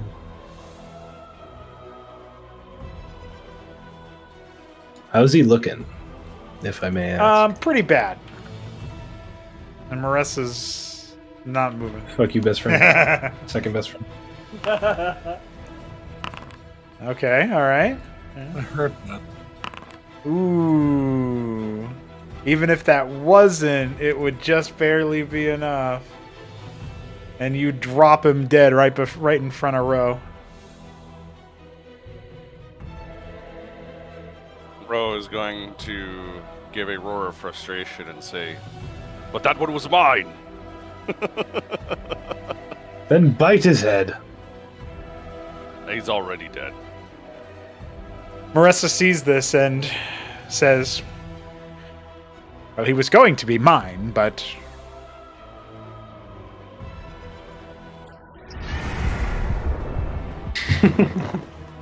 Ro is big.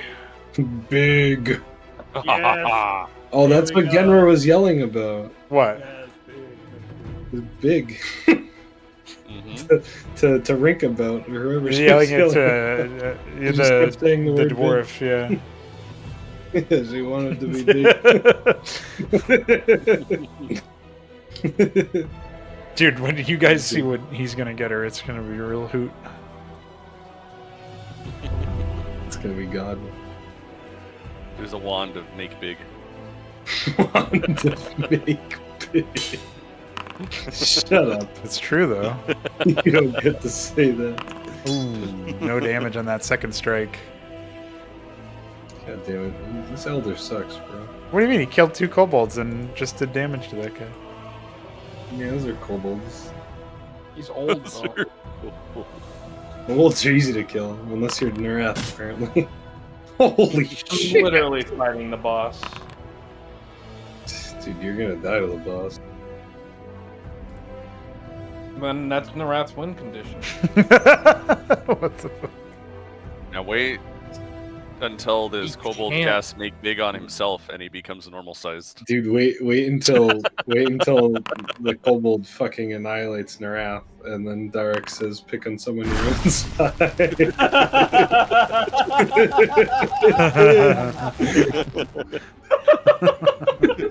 The kobold looks at him confused and is like, "But there is no one on my side." Actually, I really hope Narath does say that to the kobold, because the kobold will have an answer. Oh, he's gonna make Narath small. Yeah. This is why you don't be a smart butt to your enemy. Okay. You don't do that. I didn't say anything. Yeah, we all fan know, fictioned it in okay. our own mind. Yeah, we basically. All you ever do It is was say fun. something. Narath would like grin creepily and try to intimidation check him. while small. He would say something really weird. It would be like Jerry from Tom and Jerry trying to be big and strong. You could have said Jerry from Rick and Morty. Please No rudeness, Turn myself Narath. into a kobold, Rick. All right, it's you. Or Morty. Dude, If they're I'm talking right about the here, Journey Crowns can I breath him without hitting my Yeah. friend? Okay.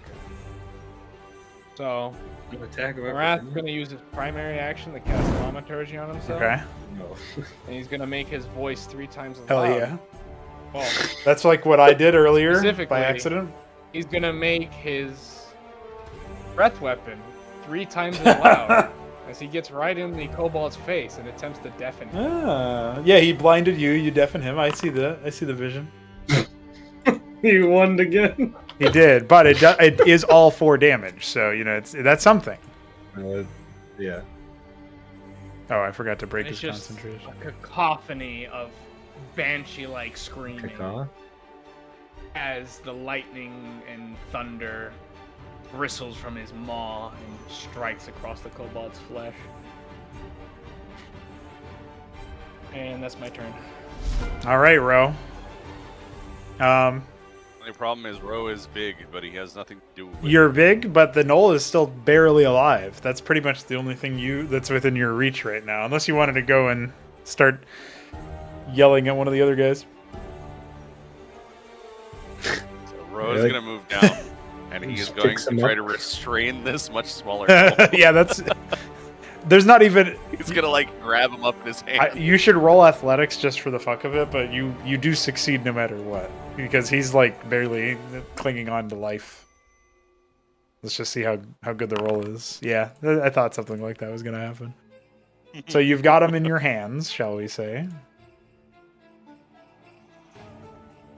And then he's gonna try to like figure out, is this Null actually gonna continue fighting, or is he done? Is he like somehow possessed by Acronon or something, and that's why he's... Oh, okay. Or is he just being an asshole? Right. So Do I have to roll insight? or yeah, you something? can roll insight for that, and then I'll let you know. Ooh, it's gonna. Oh, well, we'll say it's gonna roll take is you a stupid. little longer to identify, as opposed to it just being like you don't get to. So you just can't do it until like in the Okay. heat of the battle right now. Maybe by your next turn you'll have more information. Okay. Well, He's restrained, so he shouldn't be able to do much to anybody else, right? That's right. He can't do a thing. You're just going to carry him around now. Okay. He's basically like losing consciousness due to his wounds, so. Alright, I'm probably gonna take a step back so that I'm not standing in the water anymore, and then end my Hell turn. yeah.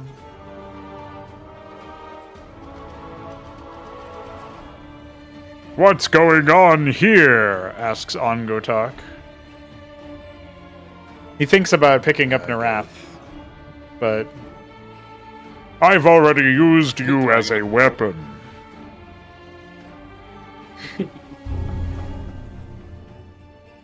These kobolds gonna do some very angry things. the Crown Spear from a safe distance tries to leverage his spear to attack Darix. It's at best going to be a glancing blow for 1 damage. So it feels like a pitiful attack, but maybe it'll make Darix look at him for a second like, that's really what you tried to do? She snorts derisively. Is this all you can conjure, Crown Spear? All right. Oh boy. The kobold is very angry, but also there's genuine fear in his eyes as he's been pummeled and sliced and lit aflame. The battered warrior, clearly serving intents against your own, gestures wildly in a clear incantation and summons a maelstrom of unnatural magical weather. To all those on the field, make a dexterity saving throw, please. No, that's not gonna be Oh. No, the fuck. Wow! Oh, he got 20! Oh my goodness! Oh my goodness! DM, can I please take no damage so I The don't die? Starfaller's trying to protect the wrath from dying. Destroy uses his inspiration. Hell yeah. There you go. There you go. Oh!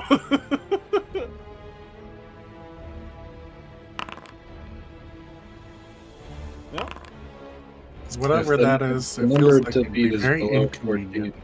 I mean, I guess don't have an that's it. inspiration anymore. Never I mind. guess the Kobo doesn't really care. Dude, this If this the other old bad guy's guy's gotta go, bro. This old guy has gotta go. He's This elder's gotta get put out of their misery. Retire. Poor you Blake. boomer. Jesus He's Christ. just never taking damage. okay. So, let's see here. Darix, Ro, Silas. Alright, wait, I have Yeah. a question. Sorry. Can I use one of my extra bonus actions that I get from my Wilting Wandering to be better? Well, it's not your turn yet. Oh, I guess it starts as soon as it ends. Yeah. Yeah. It's coming from the sky, but hitting the ground first, and so you could try to, like, leap over it or something if you give yourself another dex saving throw attempt.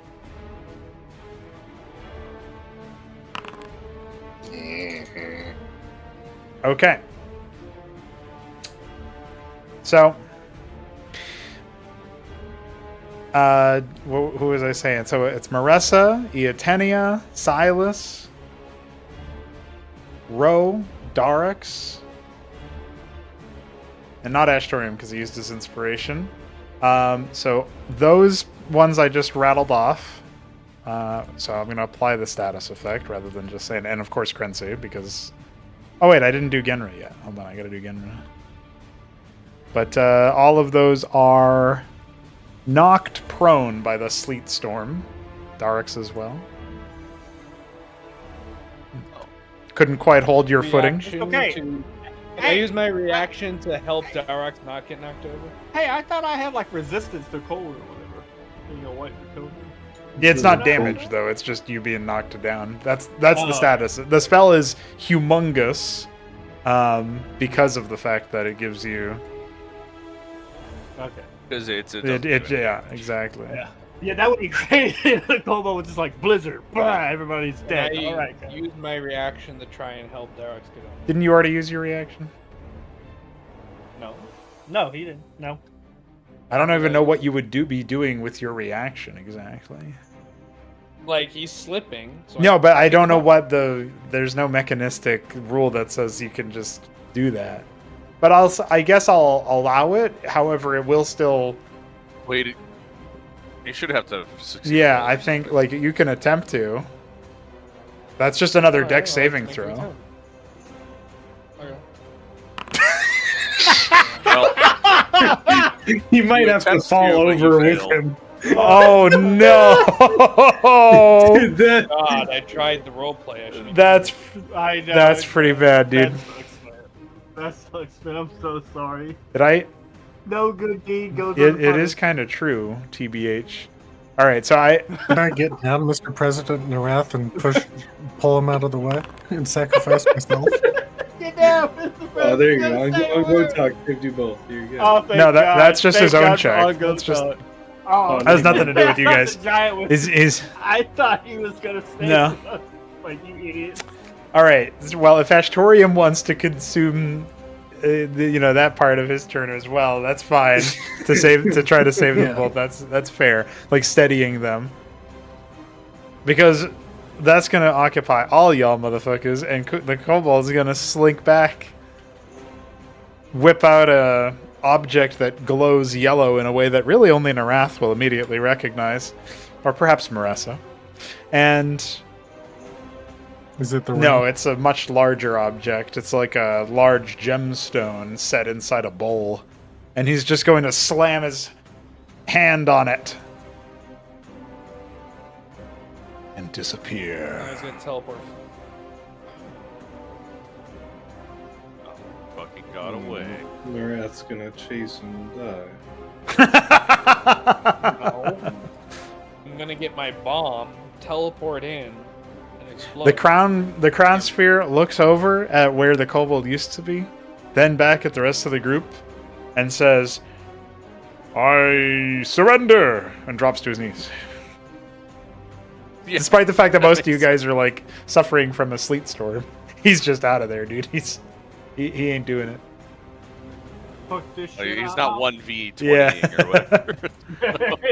Yeah. Link will fight his way through the remnants of the sleet and go help Marissa. And did Genra follow her? Genra did not, barely stabilized. She just barely Oh. hit the DC. Well, he'll help Marissa up and anyone else who needs it if they're still on the ground by the time he's done helping Marissa. Yeah, Genra is going to attempt to help Row up because he's big. Big. Wrath will rush will over to the appreciate that. crown spear. And his hand will wrap around her entire arm. Yeah, exactly. He will knock aside whatever weapon he has. Once he is disarmed, yell with a voice amplified still by thaumaturgy. Where did he go? Just snarling in this poor man's face. Yeah, he's not he's a soldier, so he's not exactly like whimpering as a mess or whatever. But he says he mutters, The captaincy is their meeting point.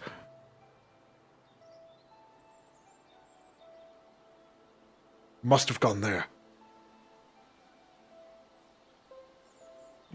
Alright. Narath will slam his head against the like if he's prone, he'll slam his head against the wood to knock him "All out. right, sounds like a We can plan." go about our business. That's our That's where our we're at. interrogator. He's interrogating. Okay, so the prone and unconscious man has found his way out, and everybody else is dead. With obviously the Fey soldiers are still standing, and they're gonna flutter over to survey the battlefield a little bit more, notably.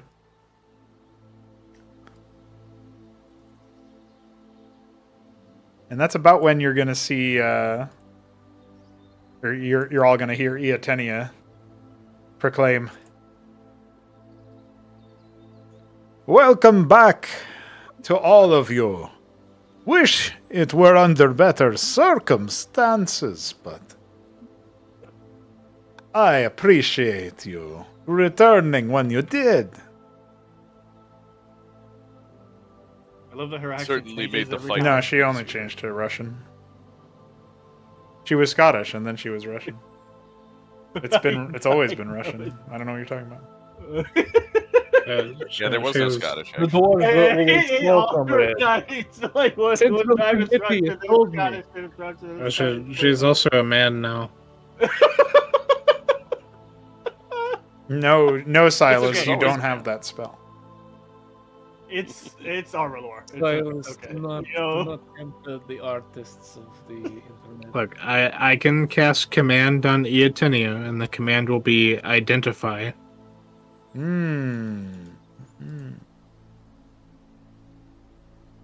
Well, you've got no idea what she's going to identify as, so like, get ready, dude.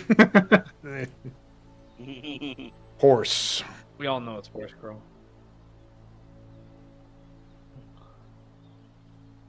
What do I find on the Drugari?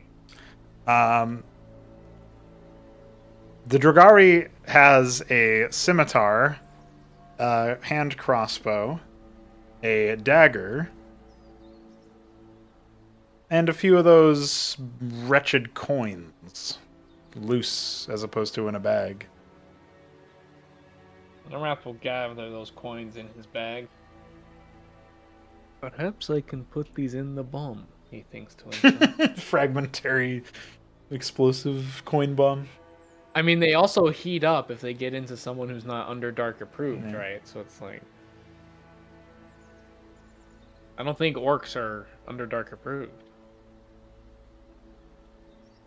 I guess I can search the orc bodies for evidence of this.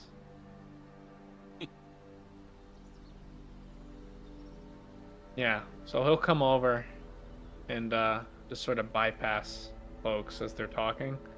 And he'll check the Waste Warriors to see if they have those coins on them. You'll not find a single other coin on anybody else. Ah. This confirms his hypothesis, and he is now thinking of ways to integrate Underdark coins into explosives. Stop trying to be a suicide bomber, you weirdo. I didn't say suicide bomb. I just said integrate into explosive. You can be, a bomber without being the Unabomber, okay? I mean, you can be the Unabomber without being a suicide bomber. Yeah, that's true. Never thought of it like that. I never thought Hey, I about it. recognize that manifesto. The Kobold Manifesto. That's right. So Blink Ro will- is gonna want to figure out a way to stabilize this null so he doesn't die. You put one giant finger in the belly wound to staunch the bleeding. Blink will Then say to shrink, Marissa, and these organs are just all over your hands. "What the hell is wrong with that kobold?"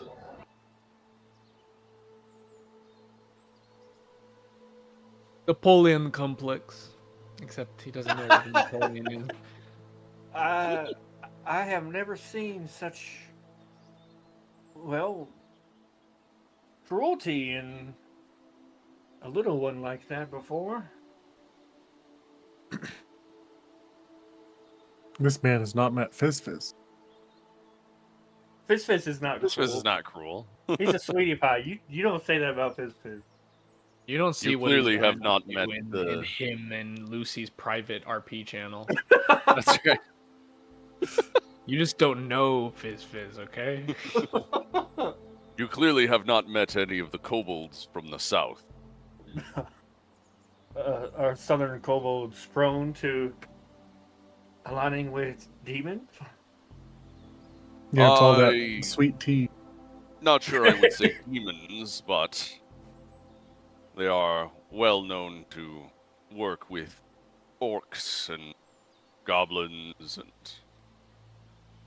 even gnolls, as you saw. And he shows the gnoll in his hand. Oh, whoa. Yeah. Is this going to be a recurring thing big and small and big and then small. People like making me big. I have no complaints. It's certainly useful. I wish I could help heal anyone, but unfortunately I have expended my healing magics for the time being. As you I finish that, understand. Narath cracks his neck, and dark magic flows over him again. He looks more stable, if not healthy. Iatenia will remark, "Fear not. There's magic to be had, both of the divine and the arcane variety. So long as Arbalor digests what remains of these interlopers. Now for your smaller compatriot, Ro. I can stabilize him."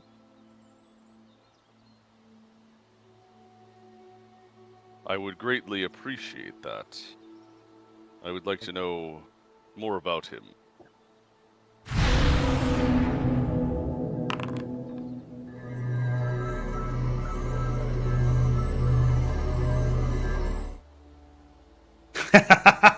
Well, you didn't speak up fast enough, dude. Half my class I can't use because it's related to undeadism. You've evolved. You become a better person who has less need of that. I have not. I've used this once. Once in the campaign. You know how many Skill times issue. I've used? You know how many times I've used bless? Also once. Skill One issue. time. There were several undead in several cases, so I don't know. Yeah. Now, Iateni is going to look at you, Ro, and say, "But you may also need some healing." Yes, I have sustained quite a few wounds at this point. Always think that that's a like AoE heal when Ro gets healed while big. It's just animation big. she Thank you, Iatenia. She just keeps turning counterclockwise. "This big one seems rather beaten up." I'd like to be big one day too. Just imagine the smiting I can do. Well, speak to Silas or Marissa. A super smite. Yeah. And you, As Narath? Genro would say, a big She smite. offers a healing A hand. big smite. Oh, where is Genra? She If alright? our Lord is willing to grace its magic She's in upon a me. near Silas. You can't see because everybody's so big. What was that I heard about Narath you looks being healthy. big, Darek? Well, I thought it would be helpful if in the next fight I too became big, so that I could smite better, harder. Does it work that way?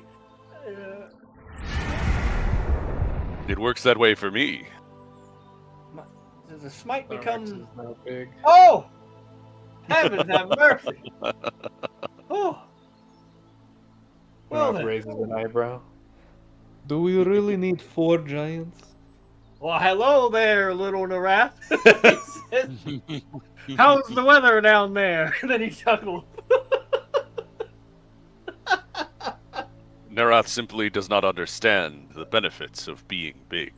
I've never Darax, felt come so- help your elders and give me a piggyback ride. I'm tired of walking. You're old. You're not dead. Walking is good for you, elder. He touches his Ashtorium knees ponders and the says, possibilities if he was small. You make him really small. I'm sure he wants to be small. Tiny punch. Tiny punch. If you shrink me, I'm going to climb on him. Regardless of his wishes. Then he can touch people's balls without them knowing. They won't even feel it. climb up your leg. They won't even feel it. Gen returns to Silas, absolutely like gobsmacked, and says, Silas! Dark's big. Darks waves over. He can see her now, and he waves. Look! Look, I'm big!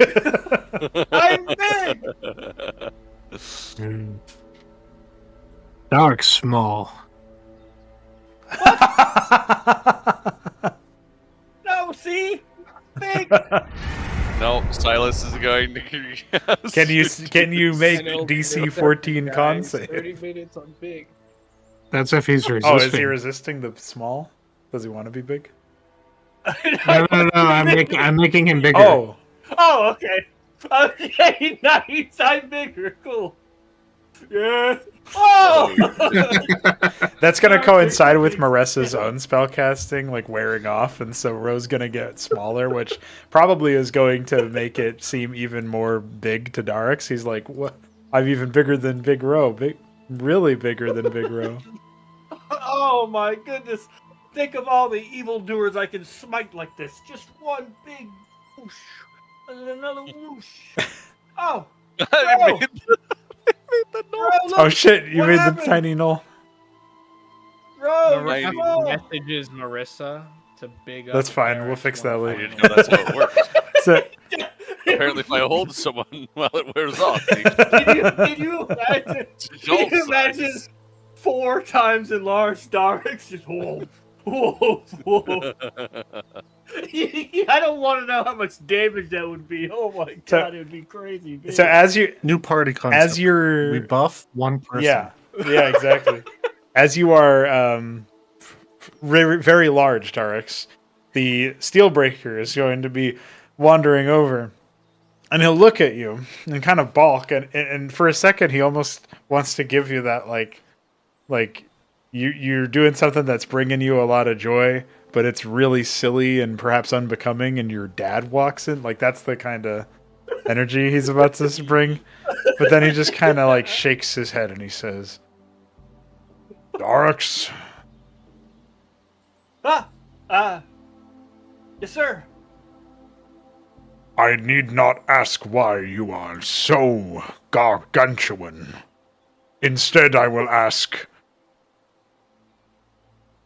how have you been? He smiles a big, giant, huge, toothy smile. Well, I'm better now. And I'm big. Yes, Huge, even. you... Holy fuck, why is he big? Dude, fucking humongous. What the fuck? He's big and he's like happy. He's just like a crowd is overjoyed. How did this well, happen? Iatenia can also cast What? big, and so Iatenia made Darix big. Genra said, "Oh my god, Darix is big," and then, like, in broken Genra speech, and then Silas said, "No, Darix small," and made him bigger to indicate that he was small when he was big.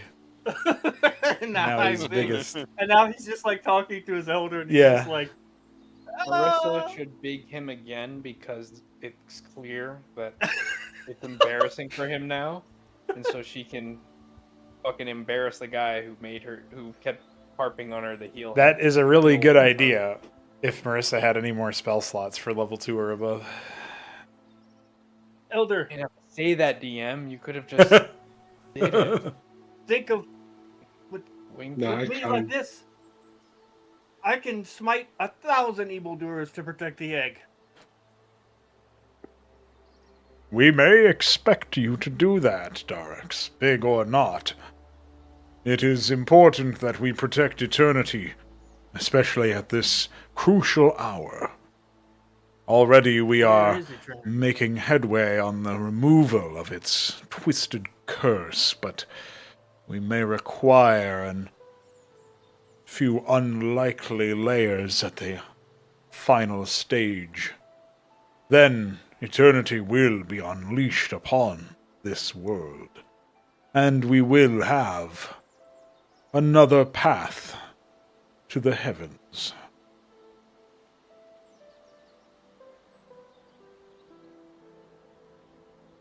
Eternity.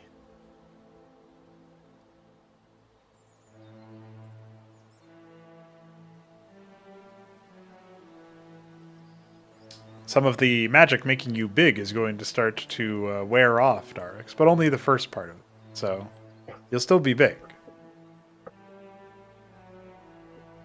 What remains to be done? Oh, doesn't last very long, does it? No, it does not. He really sounded sad. Fucking big at it. Big addict. Big again. Just need it, man. Just cast the fucking spell. Got any more than big? Dark's in rogue. He's like, big me, no, big me, Size big me. Please. Starts scratching his arm. I need to be big, man. I've been small too long. I've been small my whole life. I've been small my whole life. I feel like someone. You simply don't understand how it feels to be small. He's talking to like a kobold therapist. They just don't get it, man. You don't get how it is to be small. The kobold rolls out. Look, man, you just don't understand. The Starfather won't respect me if I'm not big. Yeah.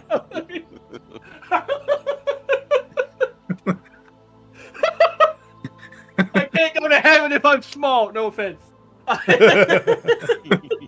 Kobolds don't go to dragon heaven? Damn. They do, obviously. It's just a joke. I mean, they serve evil, so maybe they don't. I don't. Not all of Not it. all Depends on the kobold. Kobolds are cursed. Hashtag not all Free kobold. dragon heaven. That's the canon. Fizz goes to Dragon Heaven for sure. Yeah. The Black Draconin, they were part of a conspiracy, but the kobolds, no, they were tainted. Excuse me. All right, I gotta go use the restroom real quick. Yeah, I'm gonna also pee. So BRP, PRB, Time. pee time. Hit P.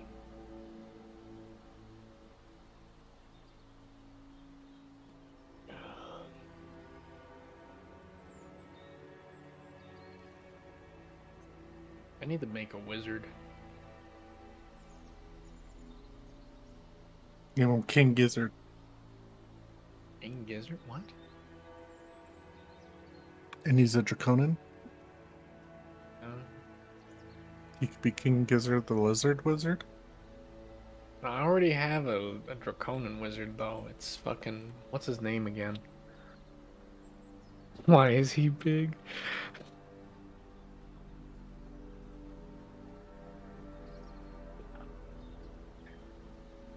Fuck, I forgot the name I gave the guy. The beginning was too distracting.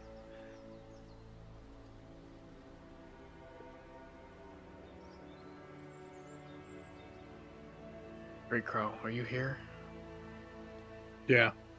You remember what the fuck that one-shot character's name was? The Blue Draconin?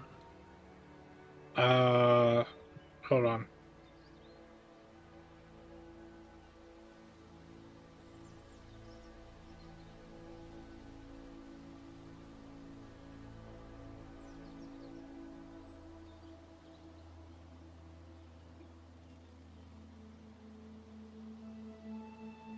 Ah, there we go, I found him. Vodum Colabatus. Colibatus.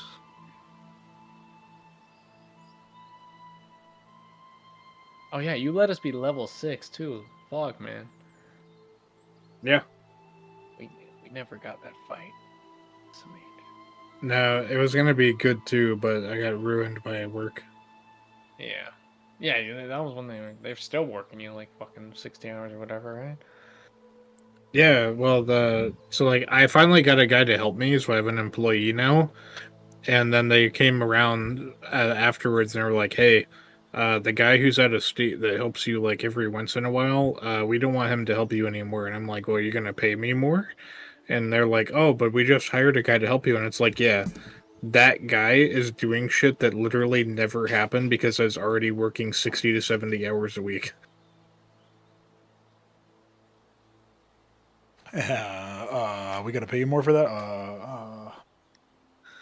Yeah, and it hasn't come up since I made that comment. You don't want to work for free? What do you mean? Think of the shareholder value, don't- dude. Company, bro? Don't you believe in our Vision? Like You don't want to be a literal slave? We might need to look at other candidates for this position. hey, slave got housing, man, provided.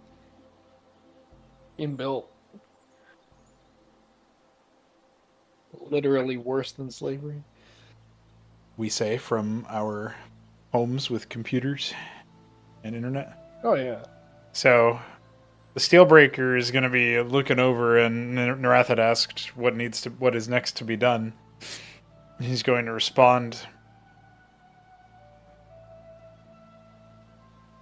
More of those kind, gesturing in the direction of where the kobold had vanished.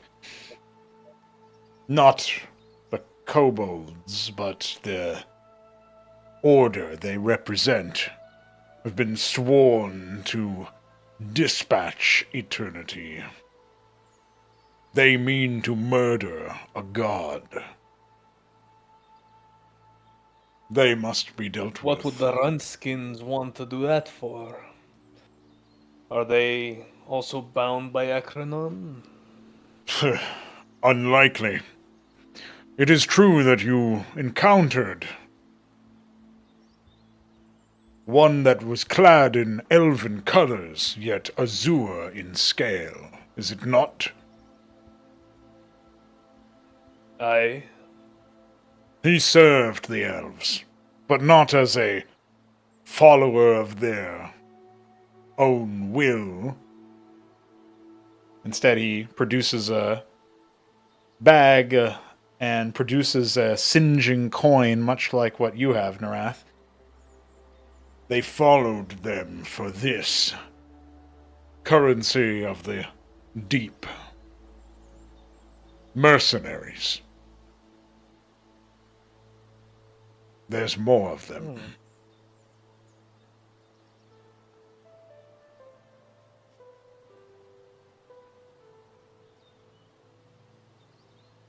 With some rest, I think we would be up to the challenge to make sure that not only that we deal with them, but that they do not escape with their little crystal bulbs again.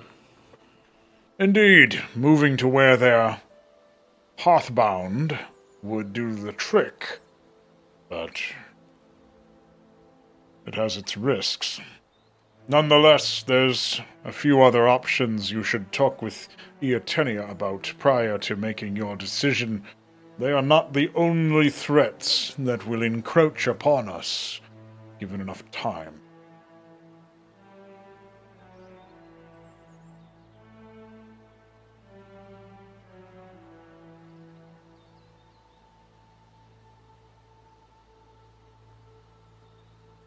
Alright, well.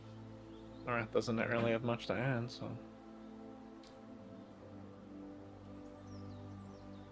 I should let you all know that there are a number of sides aligned against us, and while it can be said that they are forming an alliance of convenience amongst themselves, it is still difficult to guess when that alliance will break apart. Oh, my brother is having technical issues. Oh shit, I said that in Druidic. He's been computered. Hello? Everything is computer. Hello. Oh, I didn't change anything, so whatever. Welcome back from the Shadow Realm. Jimbo. I literally didn't touch Right. a single fucking button. So, It's just whatever. Discord having connection issues. Well, the short of it is that the Steelbreaker said that the kobold represented an agent of a sort of mercenary group that has been being paid in the in currency of the deep. He held out a bag and produced a coin of this weird orangey hue that doesn't match the kind of currency you would typically see. And he said that the Draconin, the Azure Draconin that followed you around in the caves and stuff was one such mercenary serving the elves. But also said that you should discuss with Iatenia the other options because the other sort of forces that are allayed against you, because there's more than that. And Iatenia was just saying that there are sort of like a loose coalition that is hell bent on defeating the everybody here, but not just them, specifically looking to defeat Eternity before Eternity breaks free of the curse and hatches at long last. I see. No. Gonna go see Eternity? Or are we gonna rest? What's going on? Well, it is just about time for me to be done. So, if you guys wanted to plan out your next moves, we could have that strategic meeting with Iatenia following a discussion with the elders, as Krenzi is happy to lead you to where Eternity is with the other elders. I was going to have Silas mention a couple Sure. things, so if we want to progress towards that. Yeah, were the things relevant to the, like, something more current? You wanted to just talk about them now?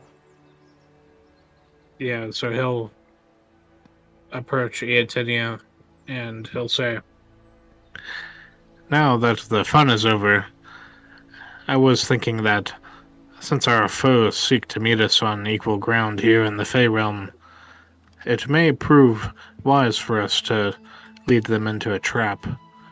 Perhaps we could intentionally compromise one of the portals here, and then allow them to send in a bulk of their forces, take them out all at once." I do not hate the style.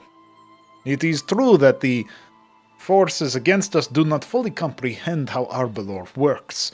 Whatever they see upon arrival will likely be what they come away with as their hypothesis for how it functions. They do not respect what Arbelor is, so if we feed them a false notion of it, they may very well choke on their hubris. It is possible, yes. And perhaps, if we are lucky, the opening that is left behind after the incursion will lead us straight to the Royals. It will depend on a different choice that I will brief you on shortly after you have collected yourselves and gotten ready for your next moves. We should have a few moments to spare, including enough time for a proper rest. Then we can set into motion the next phase of our plan. Already Arbelor has begun reshaping itself to meet this new defensive goal. We are no longer safe at the outskirts of Arbelor. Our enemies, as you can clearly see, have brought quite a fight to our shores. If you can call them shores. She gestures towards the fading lights off in the distance to the west.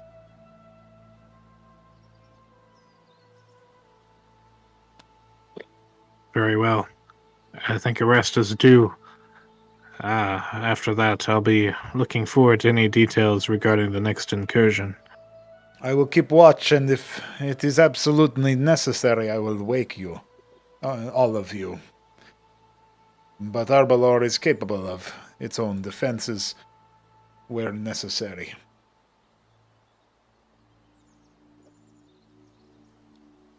Silas nods. Any other final things, final words before we sign off for this session? Wait, so Narath almost died for nothing? Almost died. What do you mean? What do you mean? We fought off bad guy. But he didn't get the But kobold. You just said Arbelor could take care of itself. Oh. Got him. I mean, he's basically already dead. Does it actually count? That's the philosophical question. Yeah, you can't kill that which it wasn't alive. See. Okay, Greyjoy.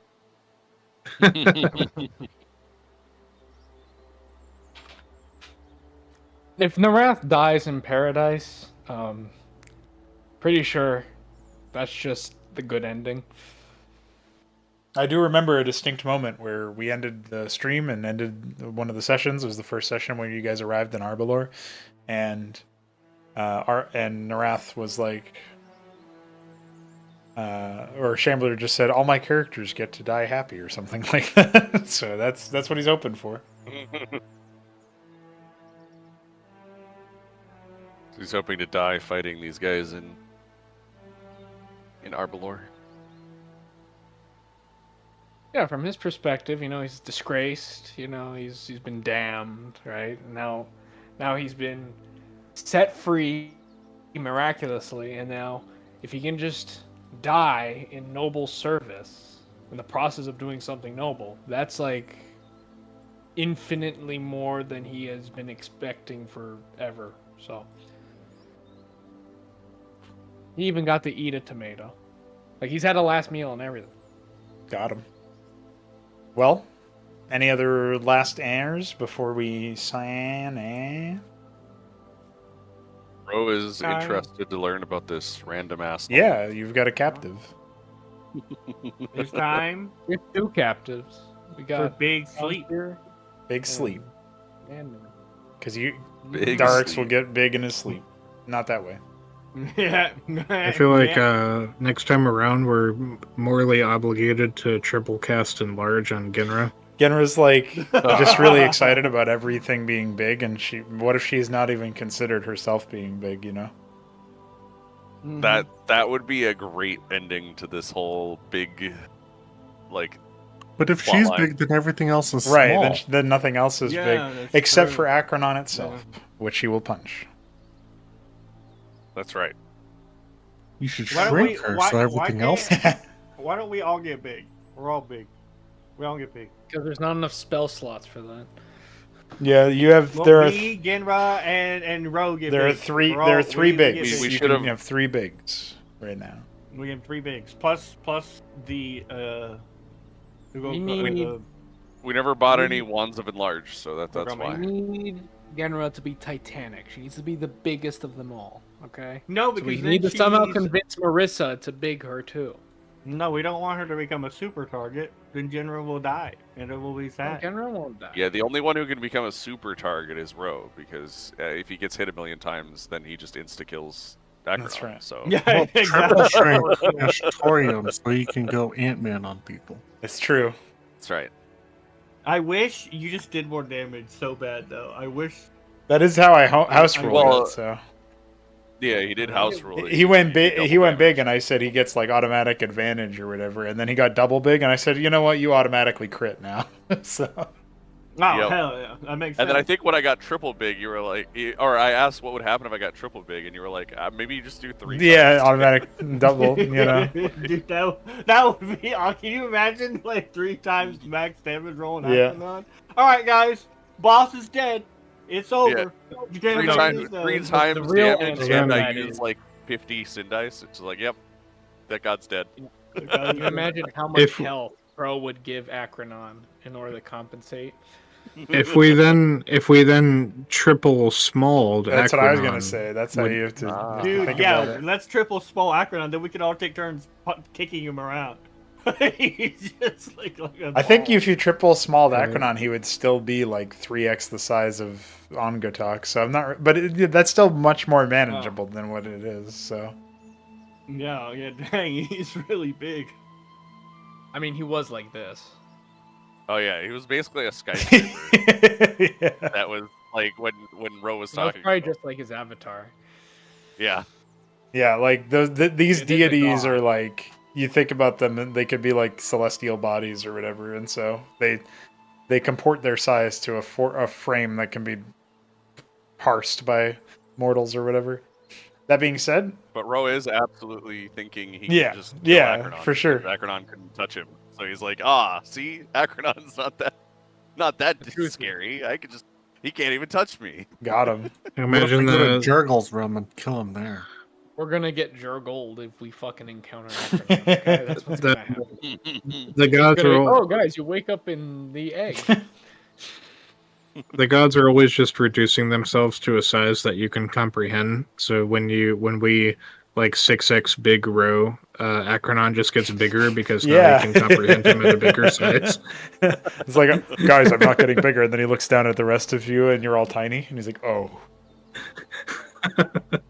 I do That's get very bigger. Acrodon Lovecraftian. just The also more, got the bigger. more you understand, the more Yeah. horror is put upon you.